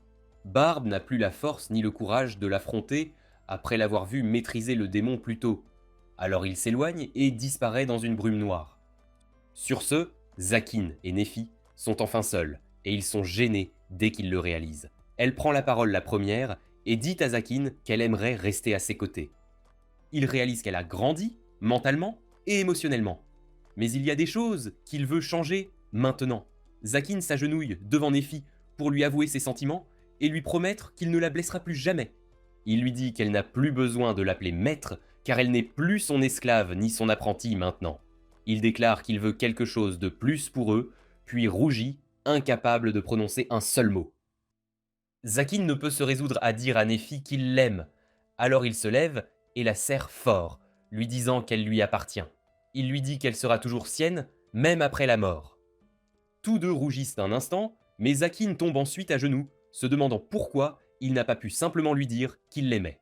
Cependant, ce qu'il venait de dire était suffisant pour faire pleurer Néphi de joie. Elle sort le collier cassé de sa poche et demande à Zakin de le lui remettre. Elle veut le porter comme un rappel de la façon dont elle est entrée dans la vie de Zakin, et il accepte ses sentiments. Il le lui met doucement autour du cou, pensant que c'est un peu trop grand pour une bague de fiançailles. Ils regardent le lever du soleil ensemble après cela, et Néphi lui demande quelle est leur relation maintenant si elle n'est ni son esclave ni son apprenti.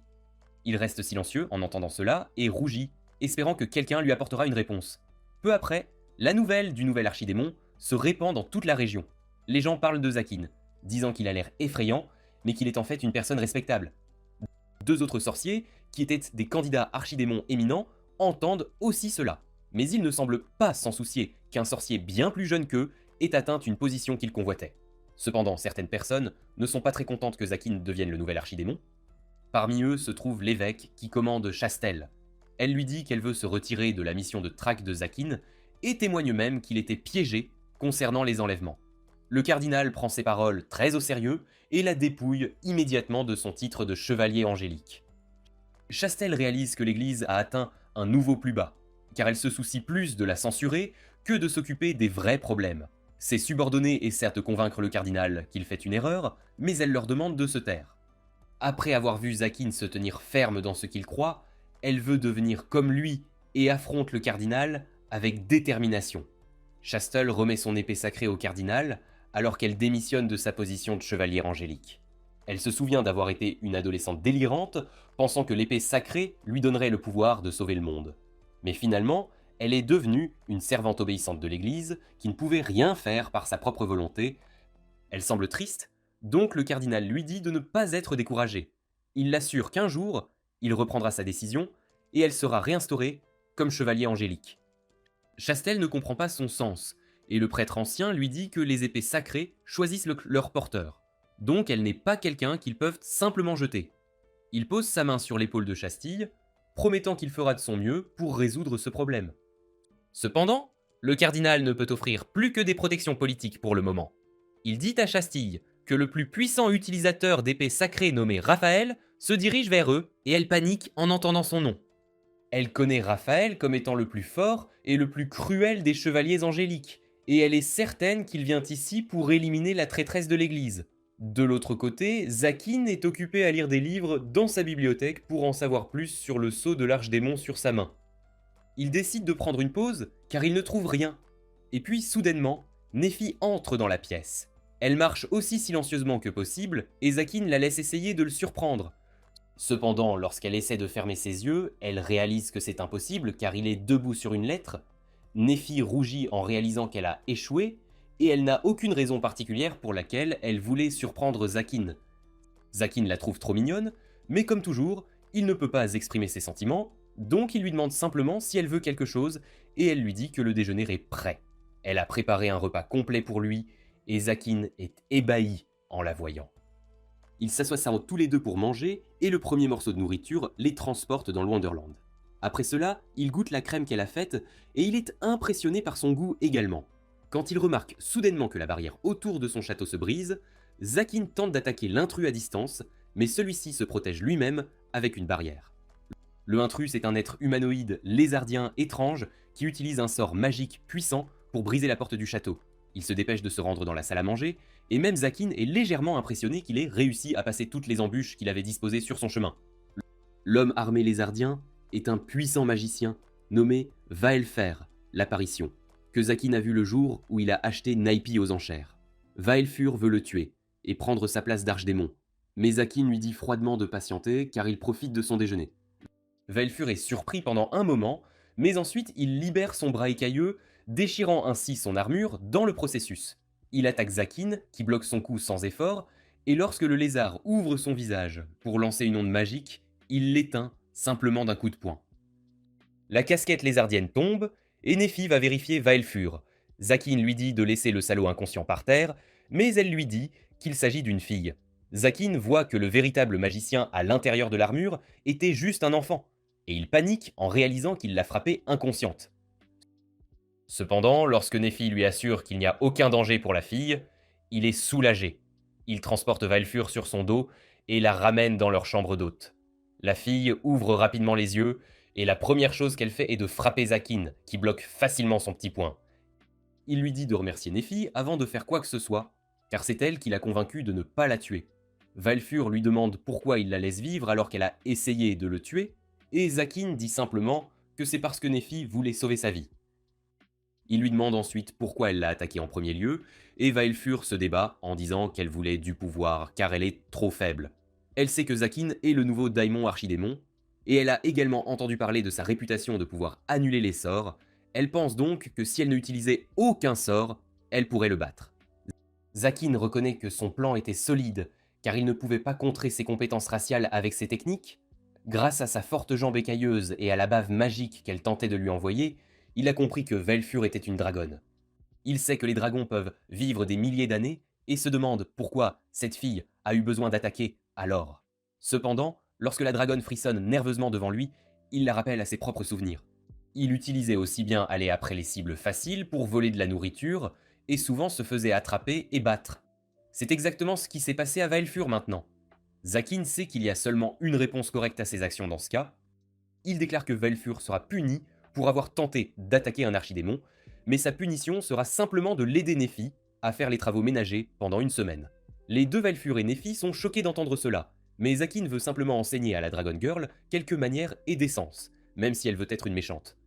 Vaelfur demande timidement s'il ne va pas la manger, et Zakin est perplexe. Sa voix tremble lorsqu'elle remarque que les humains croient que manger de la chair de dragon peut les rendre plus forts.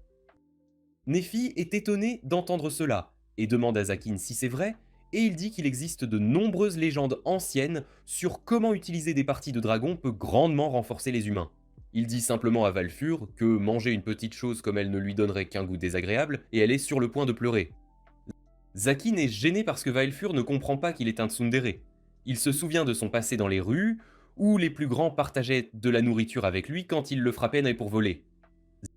Zakin demande immédiatement à Nephi s'ils ont des restes, et elle apporte une soupe pour la dragonne. Vaelfur ne veut pas sa charité et prévoit de jeter la nourriture, mais Zakin la menace de tuer ceux qui gaspillent la nourriture que Nephi cuisine. Il menace de tuer tout le monde qui gaspille la nourriture que Nephi cuisine, et la dragonne est terrifiée.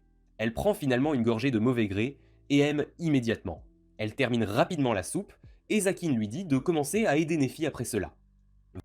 Vaelfur demande s'il est d'accord pour la laisser seule avec sa fille, car alors elle pourrait la blesser, ou s'enfuir. Zakin lui dit de faire comme elle veut, mais la prévient qu'embêter, lui, sera dangereux, surtout maintenant qu'il sait son secret. Il la prévient aussi que Nephi est beaucoup plus forte qu'elle. Même après toutes ces grandes paroles, Zakin est inquiet que les choses deviennent dangereuses, donc il surveille prudemment Nephi et Vaelfur qui font la lessive.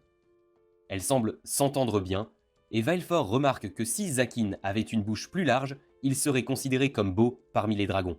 Elle est effrayée par la force de Zakin, mais Nephi l'assure qu'il n'utilise pas sa force sur les faibles. Nephi demande ensuite à Vaelfur ses projets si futurs, et elle dit qu'elle doit devenir plus forte de toute façon possible, mais elle ne peut pas attaquer d'autres archidémons maintenant. Elle continue à parler, et Vaelfur finit par avouer qu'elle n'a pas de maison à laquelle retourner. Même Zakin ressent de la pitié pour elle après avoir écouté cela. Au fil des jours suivants, elle commence lentement à s'habituer à travailler avec Nephi. Bien que l'enquête de Zakin sur le sceau de l'archidémon et les démons véritables n'ait pas encore produit de résultats, Vaelfur vient le chercher pour le dîner, et il s'installe bientôt pour manger. Au milieu du dîner, Vaelfur s'excuse brusquement pour avoir ruiné le déjeuner de Zakin lorsqu'elle a envahi son château. Il la trouve mignonne, mais ne réagit pas trop. Il dit ensuite à Nephi qu'il va enquêter à nouveau sur la base de l'ancien archidémon, et il emmènera l'affaiblie avec lui. Elle est confuse en l'entendant, et demande si vraiment il compte partager les connaissances de l'ancien archidémon avec elle. Elle demande si elle peut voler ses techniques et connaissances, et Zakin dit simplement qu'il s'agit de choses qui doivent être volées. Vaelfur ne comprend pas pourquoi il fait cela, et Zakin lui dit que cela ne lui importe pas qu'elle soit une dragonne longue vie ou une magicienne forte. Pour lui, elle est juste une enfant, et il ne s'en soucie pas si elle fait ce qu'elle veut chez lui. Vaelfur commence à pleurer, et Zakin ronge nerveusement ses cheveux, lui disant de cesser de pleurer et de reprendre son repas. Il lui dit ensuite qu'il sera mieux si elle travaille pour lui, car personne ne tentera d'attaquer un sous-fifre d'archidémon. Vaelfur rougit en acceptant son offre. Elle s'endort aussitôt qu'on la ramène dans sa chambre, toujours tenant sa cuillère. Zakan prend la cuillère des mains de Vaelfur, Mais Vaelfur inconsciemment attrape sa main et l'appelle papa. Nephi sourit à Zakan et dit qu'ils semblent avoir un enfant maintenant. Il prend quelques secondes pour réagir à cela et rougit, et Nephi prend quelques secondes supplémentaires pour réaliser les implications de ce qu'elle vient de dire. Les deux sont trop gênés et tentent de trouver des excuses, mais après qu'ils se calment, Zakin prend la main de Nephi, pensant à combien il aimait l'idée de commencer une famille normale avec elle. Une semaine s'est écoulée depuis que Vaelfur est venue vivre chez Zakin, et elle s'est installée plutôt bien ici, vivant avec Nephi comme colocataire et aidant celle-ci à faire toutes les corvées quotidiennes. À sa grande surprise, elle n'est pas traitée comme une esclave, car personne ne lui ordonne de faire quoi que ce soit si elle ne veut pas. De plus, lorsqu'elle termine certaines tâches, elle est félicitée par Nephi. Elle note tout cela dans son journal, la nuit, se demandant comment elle doit se sentir envers Zaken, car il est un démon lord incroyablement fort, mais ne se comporte jamais de manière autoritaire, étant plutôt doux et introverti. Elle ne comprend pas non plus la relation entre Nephi et Zaken, car elle porte un collier d'esclave, mais elle ne se comporte pas comme une esclave, car elle mange à la même table que Zaken, et il lui donne même des leçons personnelles dans la bibliothèque pour qu'elle puisse apprendre la magie. Une chose qu'elle ne comprend pas est pourquoi elle s'assoit sur son genou pendant qu'elle apprend les sorts, et pourquoi Zaken ne peut pas amener l'homme en lui pour toucher ses cheveux, alors qu'il approche ses mains si près mais recule au dernier moment. D'autre part, Nephi est anxieuse, mais pas déçue, mais assez heureuse et excitée en attendant qu'il touche finalement ses cheveux. Même si le maître de cette demeure peut faire ce qu'il veut, il arrête tout ce qu'il fait dès que Vaelfur arrive près de lui et agit comme si rien ne s'était passé. Elle écrit tout cela dans son journal la nuit, en ajoutant que Zaken a promis à Ura et Nephi qu'il les emmènerait au château du vieux démon afin qu'ils puissent y faire un tour. Le lendemain matin, Zakin emmène Vaelfur et Nephi chez Manuela, qui est très excitée de voir la petite fille mignonne, et elle commence immédiatement à l'habiller et demande à Zakin s'il pourrait la garder pour toujours. Zakin lui dit qu'elle n'est pas un objet à donner avant qu'il ne sorte de sa boutique. Zakin est déjà fatigué de devoir aller à sa boutique, mais il n'avait pas d'autres options car la fille aux cheveux verts n'avait rien d'autre à porter que son armure. Nephi sort de ses pensées et lui dit qu'elle semble aimer sa nouvelle robe, et Zakin réalise qu'elle semble aimer sa petite robe mignonne. Bientôt, Vaelfur court vers Zakin et tient la main de Zakin et de Nephi, tandis qu'elle marche entre eux. Immédiatement, un sentiment chaud monte en Zakin, car il réalise que ce sentiment est différent de celui qu'il ressent pour Nephi, et c'est davantage un sentiment protecteur, comme quelqu'un protégerait son propre enfant. Tandis que Zakin lutte avec cette situation, Chastel marche dans le marché dans ses vêtements ordinaires qu'elle n'a pas portés depuis Dieu sait combien de temps. Elle marche en pensant à comment elle a réussi à retarder la recherche de Zakin en ne participant pas à celle-ci, en ne divulguant pas les détails de sa localisation, mais pense qu'il ne saura probablement jamais de quoi elle a fait preuve. Elle se demande pourquoi elle a fait cela pour un démon, mais à la fois elle espère qu'il mènera une vie heureuse avec Nephi, et peut-être qu'un jour aura ses propres enfants, car elle pense qu'il fera un père très aimant. À la fin de la journée, elle a seulement un souhait, qu'ils viennent à sa tombe pour y déposer des fleurs quand elle mourra. Soudainement, elle voit Zakin et Nephi avec un enfant entre eux, et elle les confond avec leurs enfants biologiques. Elle court vers eux et demande comment ils peuvent déjà être parents et avoir un enfant, ce qui gêne à la fois Zakin et Nephi. Zakin répond qu'il n'a rien fait avec Nephi encore. Vaelfur est confuse et demande à Zakin qui cette femme est, et Zakin lui-même semble confus sur qui elle est. Cela la brise de cœur car elle pleure en attendant que Nephi rappelle à Zakin qu'elle est Chastille, la dame chevalier. Il se souvient immédiatement d'elle mais prétend qu'il ne l'a pas reconnue car il n'a jamais vu son armure enlevée. Avant qu'il puisse la présenter correctement, 3 négrillons bleus courent vers elle et lui disent qu'il n'est pas sûr de pouvoir marcher sans protection. Il la remarque immédiatement alors qu'elle se moque d'eux, tandis que Zakin remarque que Vaelfur semble sur le qui-vive et se prépare avec ses griffes de dragon pour les écraser. Zakin lui dit de se calmer, et elle suit ses ordres. Après que Chastel soit parti, il lui demande si les chevaliers ont jamais été méchants avec elle, mais elle prétend qu'un démon n'a pas besoin de raison pour haïr les chevaliers. Zakin pense que c'est suffisant et les emmène au château de l'ancien archidémon. Vaelfur semble immédiatement intéressée car elle prétend que cet endroit lui semble familier, avant de dire qu'elle pense que c'était autrefois un antre de dragon car la mana est différente, et son propre antre était comme ça. Zakin est intéressé et ouvre la porte avec son emblème, et ils entrent tous. Ils remarquent un golem magique qui est censé protéger ce donjon, mais ils continuent, et soudainement Vaelfur remarque un cercle magique, qu'elle dit sembler être fait par des dragons. Zakin l'encourage, et lui dit de débloquer le sceau, tandis qu'il commence à aller vers la deuxième base avec Nephi, mais s'arrête quand Vaelfur les regarde. Ils entrent tous, et Zakin ouvre une autre porte, qui les mène dans une grande salle qui s'allume immédiatement. La grande salle s'avère être une bibliothèque incroyable, remplie de livres de tous les genres.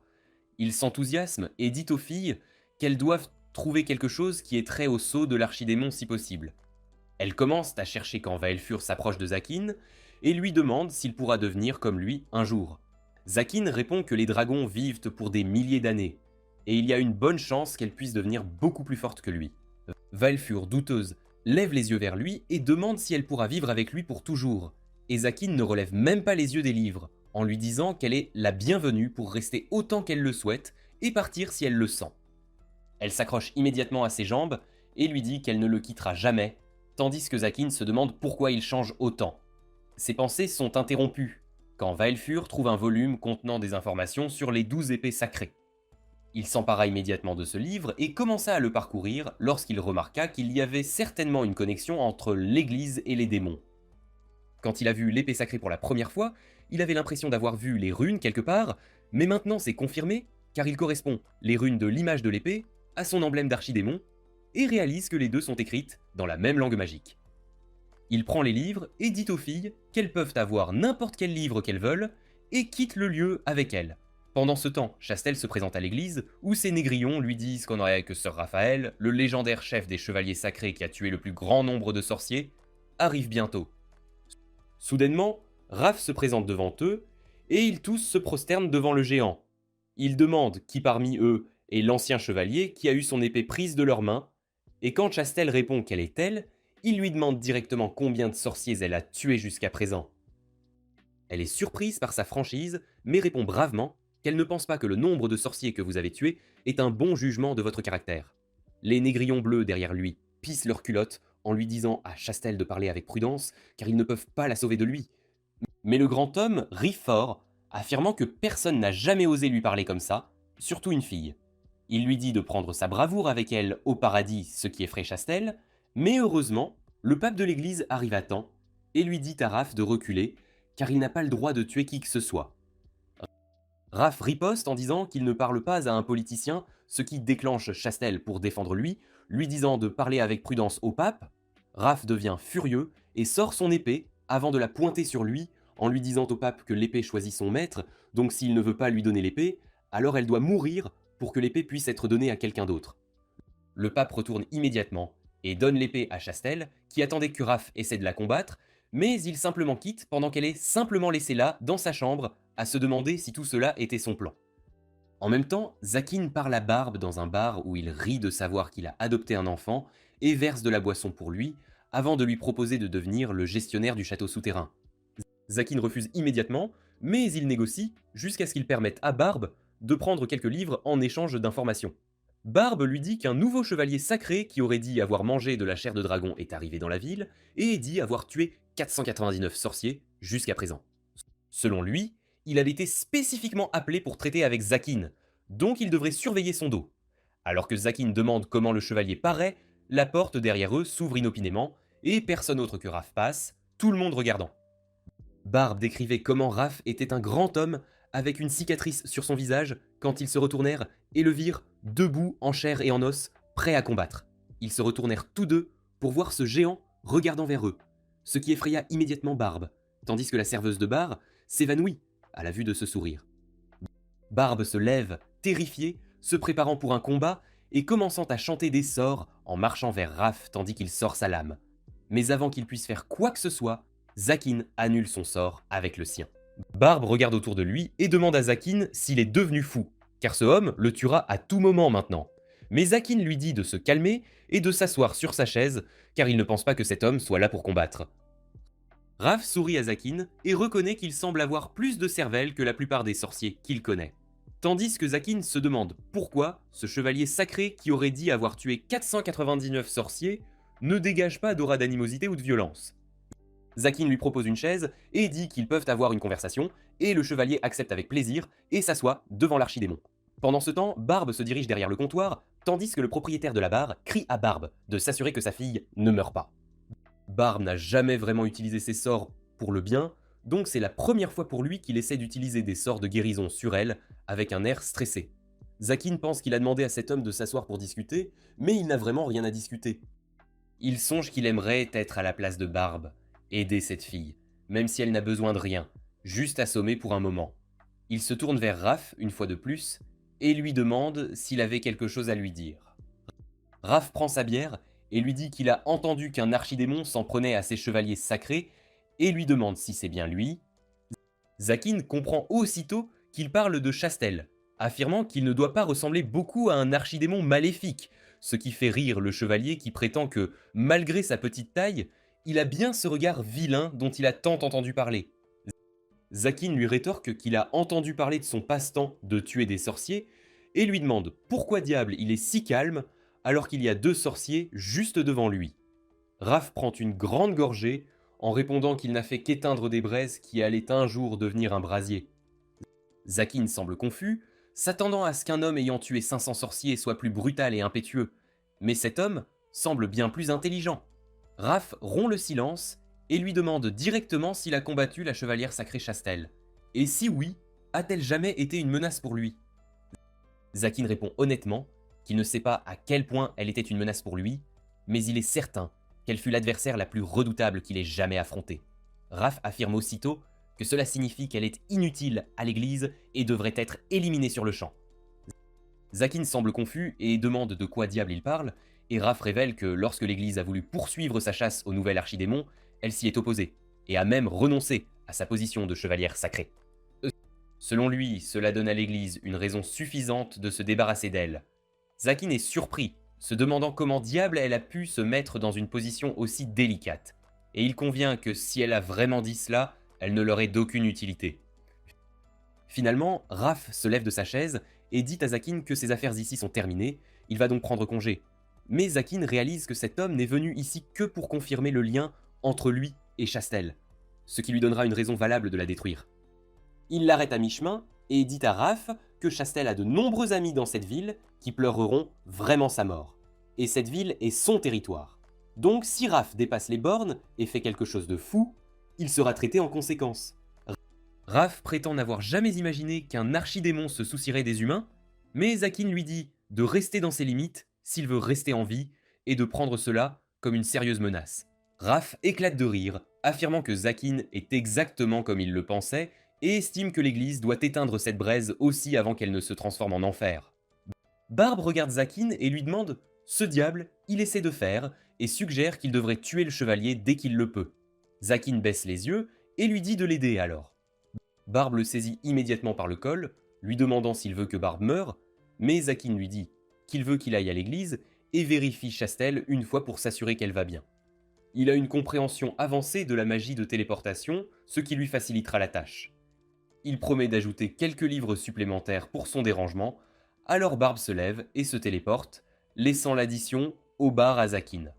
Peu de temps après, il rentre chez lui pour trouver Nephi l'attendant près du trône. Il lui dit qu'elle aurait dû dormir, mais elle prétend que Veil voulait l'attendre, mais elle a fini par s'endormir d'épuisement, ayant beaucoup travaillé toute la journée. Elle a ramené tous les livres de la bibliothèque et les a déjà arrangés pour qu'il puisse les lire immédiatement. Zakin s'assied à côté de Nephi, et un moment survient où ils étaient sur le point de s'embrasser quand Barbe commence à se téléporter à l'intérieur du château en criant le nom de Zakin.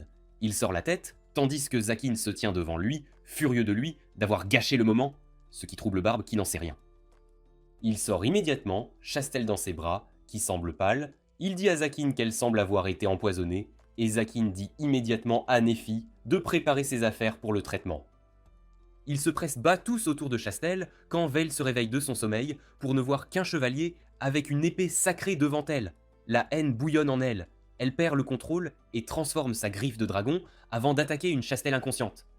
Heureusement pour elle, Zakin était là, et il lui attrape le bras en lui disant de se calmer. Elle regarde Zakin avec colère et lui demande « Ce diable il pense faire ?» Mais Zakin affirme que Chastel est contre elle et il ne permettra pas qu'elle soit blessée. Veil semble toujours en colère alors que Zakin lui demande si elle est folle, cette nuit en particulier. Veil répond qu'elle veut tuer tout chevalier avec une épée sacrée, car l'un d'eux a tué son père au moment où elle a essayé de revenir. Il lui dit que tuer Chastel, qui n'a rien à voir avec son père, ne lui apportera ni joie ni réconfort, car que Chastel vive ou meure, le véritable tueur continuera de vivre comme il l'entend. Elle lui demande ce diable, il sait de la vengeance, et il répond très éloquemment que la vengeance est meilleure quand on trouve la personne et qu'on la brise physiquement et mentalement, la poussant au désespoir au point qu'elle demande la mort elle-même. Mais on ne la leur donne pas quand ils la désirent le plus. On les maintient à peine en vie pendant longtemps, jusqu'à ce que l'âme soit satisfaite. Cette réponse choque à la fois elle et Nephi quand Veil demande s'il s'est déjà vengé de quelqu'un. Zakin répond qu'il l'a fait, mais la personne est morte immédiatement et il n'en a tiré aucune joie à cause de cela. Il lui dit de ne pas s'inquiéter, car une fois qu'ils auront trouvé le véritable tueur, elle pourra le ramener ici car Zakin a des dispositifs de torture de premier ordre qu'elle pourra utiliser. Cela a de nouveau surpris Nephi et Veil, car elles ne peuvent pas comprendre quel genre d'homme est cet archidémon. Quelque temps plus tard, Chastel se réveille enfin pour trouver Zakin assis près d'elle. Il lui dit qu'elle a été empoisonnée et que c'est seulement grâce à Nephi qu'elle est en vie. Elle lui dit qu'elle n'a aucune idée de qui l'a empoisonnée, car elle est allée rencontrer un étranger qui lui avait envoyé une lettre. L'étranger prétendait venir d'une organisation secrète de l'Église qui voulait maintenir la coexistence avec les sorciers, mais n'a pas expliqué avant de partir. Quand elle est revenue, son thé était là, et elle a été empoisonnée juste avant l'arrivée de Barbe. Zakin affirme que ce ne peut pas être Raph, car il lui aurait directement coupé la tête s'il l'avait voulu, ce avec quoi Chastel est d'accord, et retourne au lit. Le lendemain matin, elle est forcée de s'habiller en servante, car Zakin lui dit qu'elle peut rester ici pour sa propre protection, mais qu'elle doit gagner sa vie. Elle aperçoit Veil une fois de plus depuis leur première rencontre au marché, et essaie de la saluer chaleureusement, mais Veil ne semble avoir aucune sympathie pour elle, la traitant de stupide avant de s'enfuir. Zakin s'excuse pour elle, et révèle que quand elle était jeune, son père a été tué par l'un des porteurs d'épées sacrées, et depuis, elle déteste l'église et ses chevaliers. Chastel se sent mal pour elle, et demande s'il ne serait pas mieux qu'elle parte. Mais Zakin lui dit de ne pas s'inquiéter car Veil n'est qu'une enfant incapable d'exprimer ses sentiments, et l'assure qu'elle ne lui ferait pas de mal, car elle a sa propre fierté. Elle commence à travailler dans sa maison comme servante plus ou moins, mais même si Veil a promis de ne pas la blesser, elle commence à lui faire des farces en lui jetant une grenouille avant de s'enfuir.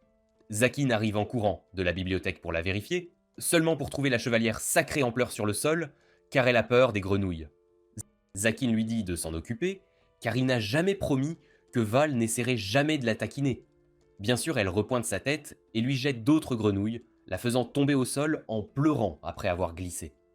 Zakin se demande comment diable cette femme a pu survivre, car elle semble complètement inutile en dehors d'un combat. Cette nuit-là, Veil recommence à écrire son journal dans lequel elle note que la nouvelle chevalière sacrée semble être une Dumbo totale qui ne mérite pas un nom fantaisiste comme Chastel.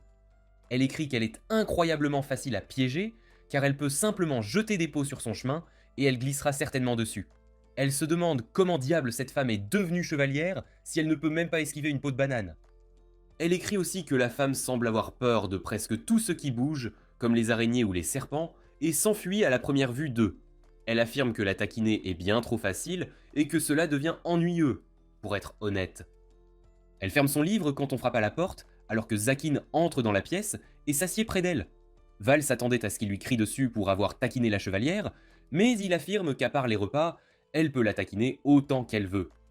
Il en vient au sujet principal en disant à Veil qu'il sait qu'elle aime vivre ici, mais en même temps, il sait aussi qu'elle a des affaires inachevées ailleurs.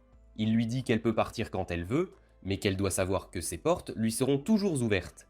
Et Nephi l'attendra à son retour. Val semble beaucoup plus heureuse après cette discussion et retourne dormir. Pendant ce temps, Nephi et Chastel prennent un bain chaud ensemble dans la nouvelle salle de bain avant de se coucher. En dormant, Veil fait un cauchemar où elle trouve son père mort et un chevalier sacré penché sur lui, ce qui la réveille. Elle se dirige anxieusement vers la chambre de Chastel et sort ses griffes avant de s'approcher d'elle. À la surprise de tous, cependant, elle commence simplement à lui pincer doucement les joues, se demandant comment cette femme a pu survivre au combat, car elle dort comme une bûche. Peu de temps après, alors que Zakin dormait sur son trône, Nephi arrive en courant vers lui en criant son nom, avant de lui dire que Veil a disparu de sa chambre et est introuvable autour du château. Il y a quelque temps, Val était dans sa chambre, écrivant son entrée de journal quotidienne.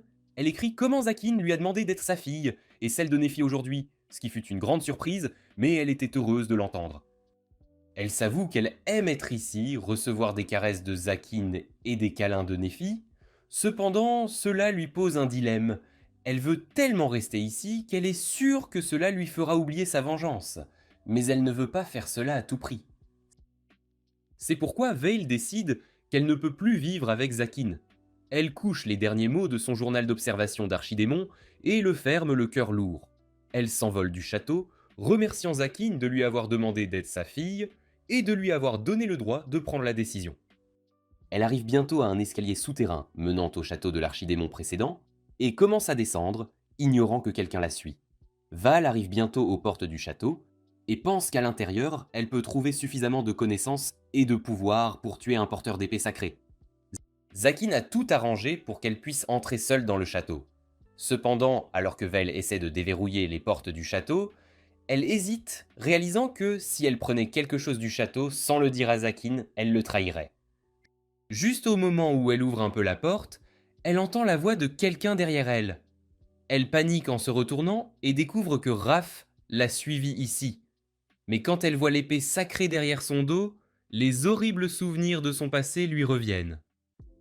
Elle se souvient du chevalier sacré maculé de sang et mangeant la chair du dragon. Même si elle ne pouvait pas voir son visage clairement alors, elle peut reconnaître la cicatrice sur son visage assez clairement pour savoir que c'est l'homme qui a tué son père. Raph lui demande qui elle est et la rage de Veil l'emporte sur sa rationalité. Elle transforme ses mains en griffes de dragon et déploie ses ailes pour le charger. Raph tire son épée et la brandit vers elle, et Veil réalise qu'attaquer un chevalier sacré sans plan était un suicide. Elle réalise qu'elle est condamnée, et dans ce moment d'impuissance, elle ne peut qu'appeler Zakin, et il arrive sur les lieux juste au moment où l'épée de Raph est sur le point de frapper Val. Zakin bloque l'épée, et dit ensuite à Veil qu'il imposera un couvre-feu afin qu'elle ne puisse pas quitter la maison si tard la nuit. Val est choqué de le voir ici et demande comment il est arrivé. Il répond qu'il était sûr qu'elle allait venir ici, alors il a demandé l'aide de Barbe pour la téléporter. Au moment où il dit cela, Barbe apparaît également et dit à Zakin qu'il n'est pas son Uber personnel. Veil n'a pas reçu la réponse à sa question, et elle demande à Zakin pourquoi il est ici alors qu'elle l'a trahi. Il lui dit simplement d'arrêter de s'inquiéter pour chaque petite chose et lui tapote doucement la tête, ce qui fait que Veil renonce à s'enfuir. Elle serre Zakin dans ses bras et s'excuse d'avoir fui en pleurant, et il lui sourit doucement. Nephi est de l'autre côté du portail de Barbe, et comme elle est également inquiète, Zakin l'assure que Veil est en sécurité avec lui, et qu'ils rentreront bientôt après avoir réglé un autre problème. Sur ce, il lâche l'épée sacrée de Raph, puis lui dit qu'il avait déjà été averti de ne pas dépasser ses limites. Raph se moque de lui, demandant depuis quand les sorciers protégeront les autres. Zakin lui dit que Veil est sa fille, et le chevalier sacré est stupéfait en entendant cela. Zakin demande alors à Val de reculer, et dit à Raph de se défendre avec tout ce qu'il a, s'il ne veut pas mourir. Raph déclare que ce n'est pas encore le moment pour lui de mourir, et déchaîne la véritable puissance de son épée sainte Méditron. L'épée est recouverte d'une flamme bleue, et émet une forte pression qui fissure le cercle magique de Zakin.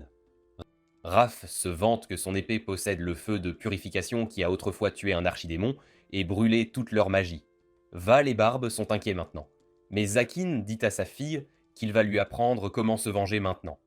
Il dit qu'en permettant à l'ennemi de montrer toute sa puissance, puis en l'écrasant, ils peuvent avoir la vengeance la plus satisfaisante. Zakin charge Raph, qui brandit son épée sacrée vers lui. À sa surprise, Zakin bloque son attaque avec une barrière magique qui ne disparaît pas même après être entré en contact avec les flammes de purification. Zakin explique que grâce à l'expérience qu'il a eue en combattant Chastel, il a amélioré sa barrière. Sa dernière barrière défensive s'appelle l'écaille céleste, et elle puise constamment de la magie dans l'air pour se réparer et retrouver sa meilleure condition. Il repousse ensuite Raph, qui réactive le feu de purification et charge en avant. Il brandit son épée vers Zakin, mais ne parvient à frapper que le sol.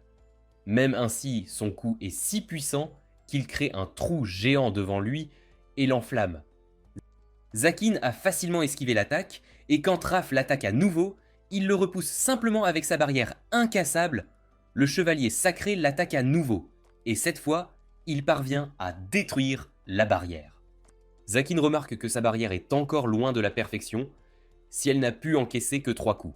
Raph se jette sur lui à nouveau, et Zakin utilise la magie de renforcement physique pour le projeter contre la porte du château. Les flammes de purification agaçantes disparues, il peut utiliser toutes sortes de magies librement. Val l'applaudit, et Zakin apprécie sa réaction. Il retourne ensuite son attention au combat, et pense que Raph doit être vaincu maintenant, car les chevaliers sacrés ne sont pas aussi puissants que les sorciers au final. À sa surprise, Raph se relève toujours et remarque qu'il est assez fort. D'autre part, Chastel rend visite à Nephi et demande où est Zakin. Elle est un peu nerveuse en voyant l'ombre sombre sur le sol, et Nephi lui parle de la disparition de Val et de la façon dont Zakin la protège d'un agresseur. Chastel est déchirée entre le désir d'aller aider Zakin et celui de rester, car elle doit être la raison pour laquelle Veil a quitté la maison. Incapable de prendre une décision, elle tombe à genoux et commence à s'inquiéter pour son avenir. Elle est certaine que l'Église la tuera maintenant et se demande si elle devrait se ranger du côté des sorciers. Elle rejette l'idée, puis Nephi essaie de la réconforter. Chastel lui demande si elle ne part pas, et Nephi répond que Zakin lui a ordonné de rester ici. Chastel dit à Nephi qu'elle l'envie, et elle lui rend le sentiment. Chastel est surprise et se met à rire, disant que Nephi n'a aucune raison d'être jalouse, mais elle répond que Chastel peut aller librement voir Zakin. D'autre part, elle a des ordres de rester en arrière. Chastel crie que si elle veut aller voir Zakin, elle peut simplement désobéir à ses ordres, mais Nephi refuse de le faire. Elle prend Chastel par surprise et la serre dans ses bras, disant que son travail est d'accueillir Zakin à la maison, comme une bonne épouse. Chastel commence à pleurer, disant qu'elle aimerait aussi aider Zakin de toutes les manières possibles, même si elle est censée être son ennemie jurée. Ses larmes ne cessent de couler alors qu'elle confesse à quel point elle est confuse et perdue quant à ce qu'il faut faire maintenant. Elle ne veut pas combattre Zakin, et veut plutôt combattre à ses côtés. Nephi lui ébouriffe les cheveux et dit qu'elle sait déjà quoi faire. Elle raconte comment, lors de leur première rencontre, Chastel a dit que Zakin semblait seule. Nephi dit qu'elle était jalouse que quelqu'un d'autre qu'elle puisse aussi comprendre Zakin, mais elle était aussi heureuse qu'il y ait des gens qui puissent le comprendre. La voyant si calme, Chastel réalise que Nephi a beaucoup grandi, parce qu'elle peut aimer Zakin librement. Grâce à ces mots, Chastel sait maintenant quoi faire. Elle saute dans l'ombre sur le sol, sans aucune hésitation, et atteint la grotte, où Raph est toujours debout, malgré de graves blessures. Il prend une profonde inspiration, et ses blessures guérissent instantanément, faisant réaliser à Zakin que les rumeurs selon lesquelles il consommait de la chair de dragon étaient vraies. Zakin dit à Veil que c'est une bonne chose que Raph ne meure pas si facilement, parce que cela lui donnera beaucoup de temps pour le punir minutieusement. Raph remarque qu'il semble être très détesté ici, et Val lui dit que son père Arobas était sa fierté et son travail, mais qu'il l'a tué. Le chevalier sacré est choqué d'apprendre cela, tout comme Zakin et Barbe. Arobas était un dragon légendaire, qui avait vécu plus de 1000 ans, et Zakin ne pense pas que quelqu'un du niveau de Raph puisse le vaincre. Val poursuit son dialogue, disant que son père était gentil, sage et serviable, et que les gens l'appelaient le dragon sage. Un jour, des chevaliers sacrés sont venus le chercher, et il est parti avec eux.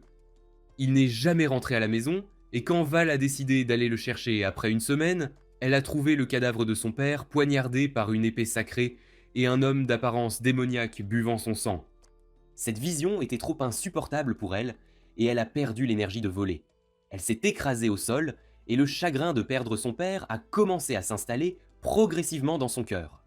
Elle se souvenait combien de fois son père avait aidé les humains, et il l'avait trahi à la fin. Alors qu'elle termine son histoire, Raph dit à Val que si elle est la fille d'Arobas, il la tuera aussi. Il charge vers elle, mais Zakin s'interpose entre eux et le repousse avec sa magie de renforcement physique. Raph atterrit sur ses pieds et charge à nouveau vers Veil, qui décide de le balayer avec sa magie.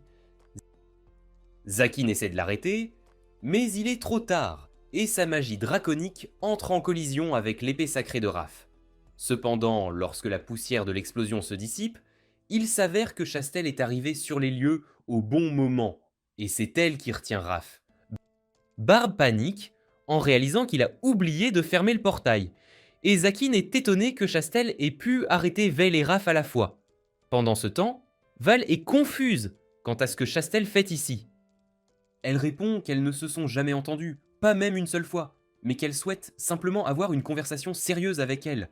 Zakin caresse la tête de Veil, lui suggérant d'essayer, elle aussi, de régler leurs différends par le dialogue. Il reporte alors son attention sur Raph, blessé et désormais à genoux, lui demandant pourquoi il s'apprête à mourir de façon si pitoyable. Il ajoute qu'il n'y a aucun intérêt à tuer quelqu'un qui, en fait, implore la mort, ce qui sidère Vile et Chastel. Zakin explique qu'au moment où Raph a entendu le nom d'Arobas, toute sa soif de sang et sa détermination se sont évanouies. Chastel réalise soudain quelque chose en l'entendant, et demande à Raph si c'est lui qui lui a envoyé la lettre sous le nom d'Arobouz.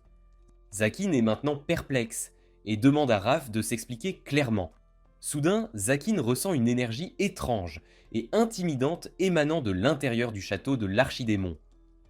Le golem gardien, qui sommeillait à l'intérieur du château, s'extirpe de la porte brisée, et l'aura sombre qu'il dégage est si intense que Chastel a du mal à respirer.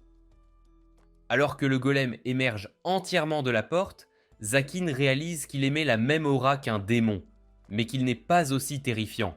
Il comprend que le golem a été modelé d'après les démons, puis le voit absorber le mana environnant pour s'alimenter. Zakin pense qu'à ce rythme, il va assécher toute force vitale à proximité, et les effets commencent déjà à se manifester sur Chastel. Vile dit à Zakin que c'est le gardien du château, et il réalise que le choc des épées sacrées a dû l'activer. Il tente d'ordonner au golem de revenir en utilisant son sceau d'archidémon, mais cela ne fonctionne pas. Soudain, la tête du golem commence à se tordre, et il ouvre grand sa mâchoire pour libérer un puissant rayon sur eux. Zakin dit à tout le monde d'esquiver, et il a à peine le temps d'attraper Chastel et de s'écarter du chemin du rayon. Il panique en voyant que Vile n'a pas pu s'échapper en toute sécurité, et elle est frappée par le rayon du golem. Cependant, elle n'est pas blessée du tout. Alors que Vale ouvre les yeux, elle découvre que Raph a utilisé son corps pour la protéger, perdant même un bras dans l'opération. Tout le monde est choqué de voir cela, et Zakin est enragé contre le golem. Il utilise son sort de barrière avancée et frappe le golem avec, le projetant au sol et le détruisant avec succès. Il se précipite ensuite vers Vile, lui demandant si elle va bien. Elle va bien, mais Raph a subi une blessure très critique, trop grave même pour que ses pouvoirs de dragon puissent pas la guérir. Zakin lui demande pourquoi il a fait cela, et le chevalier sacré répond qu'il a simplement rempli son devoir. Raph essaie de se relever, mais échoue, et Zakin remarque qu'il semble viser une sorte de rédemption. Il demande à Raph de s'expliquer, et le vieux chevalier lutte pour respirer tout en regardant Vale, qui lui rappelle son père, Arobas. Raph se lève et dit à Vale qu'il n'a pas tué son père, car le grand dragon Arobas n'aurait jamais été vaincu par un simple humain comme lui. Vale ne le croit pas et répète qu'elle l'a vu dévorer la chair de son père ce jour-là. Elle est sûre que Raph l'a trompé d'une manière ou d'une autre, et il lui demande si Arobas était si faible qu'il aurait pu être vaincu par la simple trahison d'un humain. Vale ne comprend rien, alors Raph va droit au but. Il lui dit qu'il a cherché l'aide d'Arobas parce qu'il voulait tuer un démon, un ennemi, qu'il n'aurait pas pu gérer avec de simples troupes humaines. Tout le monde est choqué d'entendre cela. Mais Vale pense toujours que Raph ment car les démons n'existent que dans les mythes. Cependant, Raph insiste sur le fait qu'il a combattu le démon aux côtés d'Arobas et de nombreux autres chevaliers sacrés ce jour-là, et que la plupart d'entre eux sont morts. Il croit que d'autres démons viendront bientôt sur Terre, annonçant sa fin. Vile se tourne vers Zakin, qui révèle avoir déjà affronté l'ombre d'un démon, et il est certain qu'ils existent toujours dans une autre dimension. Il dit qu'il a fait des recherches dans des textes anciens pour en savoir plus sur eux, et rappelle à Vile qu'elle l'a aidé dans cette tâche. Vile est horrifié que son père ait combattu un démon et perdu, mais Raph lui dit qu'Arobas n'a pas perdu, il a gagné au prix de sa vie. Elle pleure, demandant qui elle devrait haïr alors, et Raph lui dit qu'elle devrait abandonner sa haine et être fière des actions de son père. Il dit que les démons sont trop puissants, et s'ils envahissent la Terre, alors que les chevaliers sacrés et les sorciers se battent encore entre eux, la Terre n'aura aucune chance contre eux. Arobas l'avait prévu, et il a dit à Raph de continuer à vivre pour qu'il puisse rendre la Terre assez forte pour se défendre. C'est pourquoi il a fait la chose la plus ignoble imaginable et a consommé le sang de son ami. Raph dit que sa mission est terminée maintenant parce qu'il a rencontré Chastel qui peut servir de pont entre l'église et les sorciers. Il déclare que mourir au nom d'Arobas sera la plus grande et dernière mission pour lui. Ces mots convainquent Zakin que Raph était l'étrange individu qui avait rencontré Chastel plus tôt et parlé de la coexistence de l'église et des sorciers, Mais Barbe n'y croit pas. Il dit à Raph qu'il n'a aucun droit de parler de coexistence après avoir tué des centaines de sorciers, et Raph est d'accord. Il dit que la seule qui peut mener une coexistence est Chastel, et elle panique, car elle n'a pas encore accepté la tâche. Soudain, le golem se remet en mouvement et reprend forme, et Zakin décide de s'en occuper rapidement.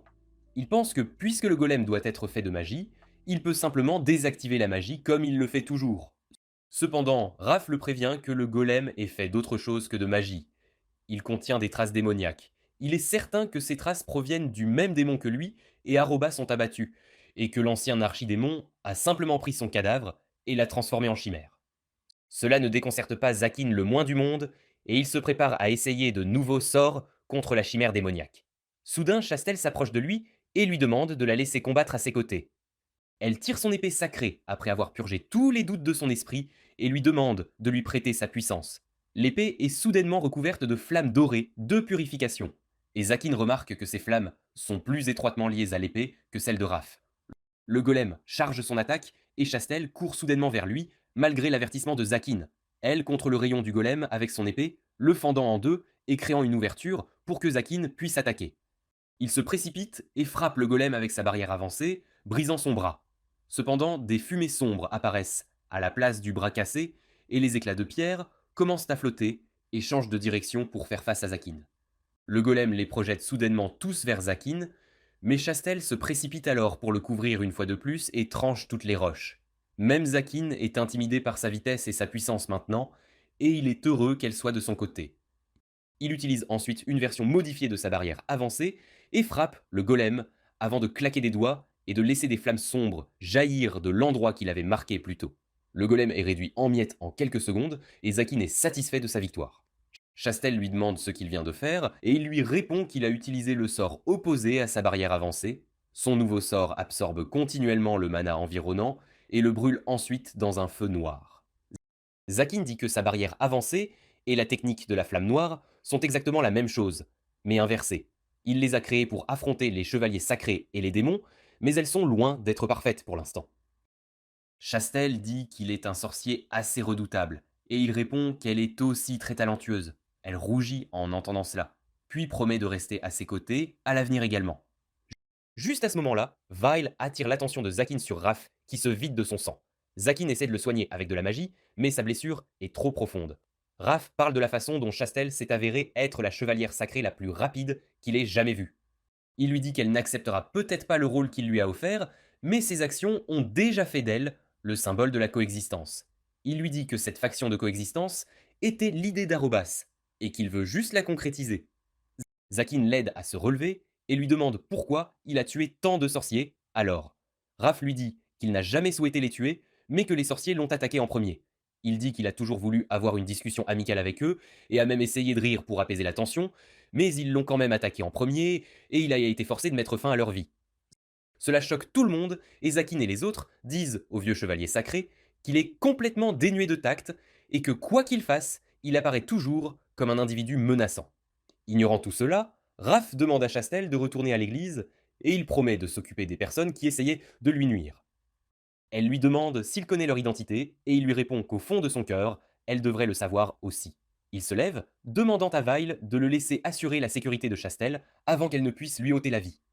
Vile lui demande simplement ce qu'il pensait de son père, et Raph répond immédiatement qu'Arobas était un grand dragon et que les moments passés à combattre à ses côtés furent le puige les plus glorieux de sa vie. Sur ce, il s'avance, et Zakin demande à Vile si elle va le laisser partir. Elle dit qu'elle ne pense pas que le tuer soit la bonne chose à faire maintenant, et il lui caresse la tête, disant qu'elle a fait le bon choix. Il lui dit ensuite de rentrer chez elle, où Nephi l'attend, et Veil prend volontiers sa main. Barbe les téléporte tous au château de Zakin, où Nephi les attend à la porte. D'autre part, le prêtre parle avec les laquais de Chastel de son inquiétude à son sujet. Il les envoie se reposer car ils ont passé toute la journée à la chercher. Mais une fois seul, il montre son vrai visage. Il exprime sa frustration parce que Chastel n'est pas encore morte. Il croit que tous les sorciers sont mauvais et que Chastel l'est aussi parce qu'elle a pris leur parti. Il poussait même à son exécution, mais les autres prêtres s'y sont opposés, et puis même Raph est arrivé sur les lieux. C'est lui qui a essayé de l'empoisonner afin que son épée sacrée choisisse un autre maître. Ce n'était pas la première fois qu'il faisait cela non plus, car il avait tué de nombreux chevaliers sacrés simplement parce qu'il n'était pas d'accord avec son idéologie. Il ouvre un tiroir secret de son bureau et en sort une bouteille de poison, quand soudain Raph défonce la porte de sa chambre. Le prêtre montre de l'inquiétude pour son bras manquant, mais Raph lui dit que ce n'est qu'une égratignure. Il tombe à genoux à mi-chemin dans la pièce, et le prêtre y voit une chance de l'éliminer, car il ne comprend pas de quel côté il est. Il verse le poison sur ses gants et essaie de l'appliquer sur la blessure de Raph en l'appelant un médicament. Cependant, Raph coupe simplement la main du prêtre, puis lui dit qu'il sait tout de sa trahison. Le prêtre hurle et se roule de douleur, et Raph lui met sa botte sur la tête pour le faire taire. Il lui dit qu'il n'a aucun droit d'éteindre un avenir prometteur, puis le poignarde avec son épée sacrée. Après avoir tué le prêtre, Raph lui dit qu'il le rejoindra bientôt, dans l'au-delà. Le lendemain, Chastel prend le thé avec Zakine et Néphi, où elle apprend que le prêtre était bien la personne qui en voulait à sa vie. Elle avait des soupçons à son sujet, car il affirmait toujours que l'Église avait toujours raison.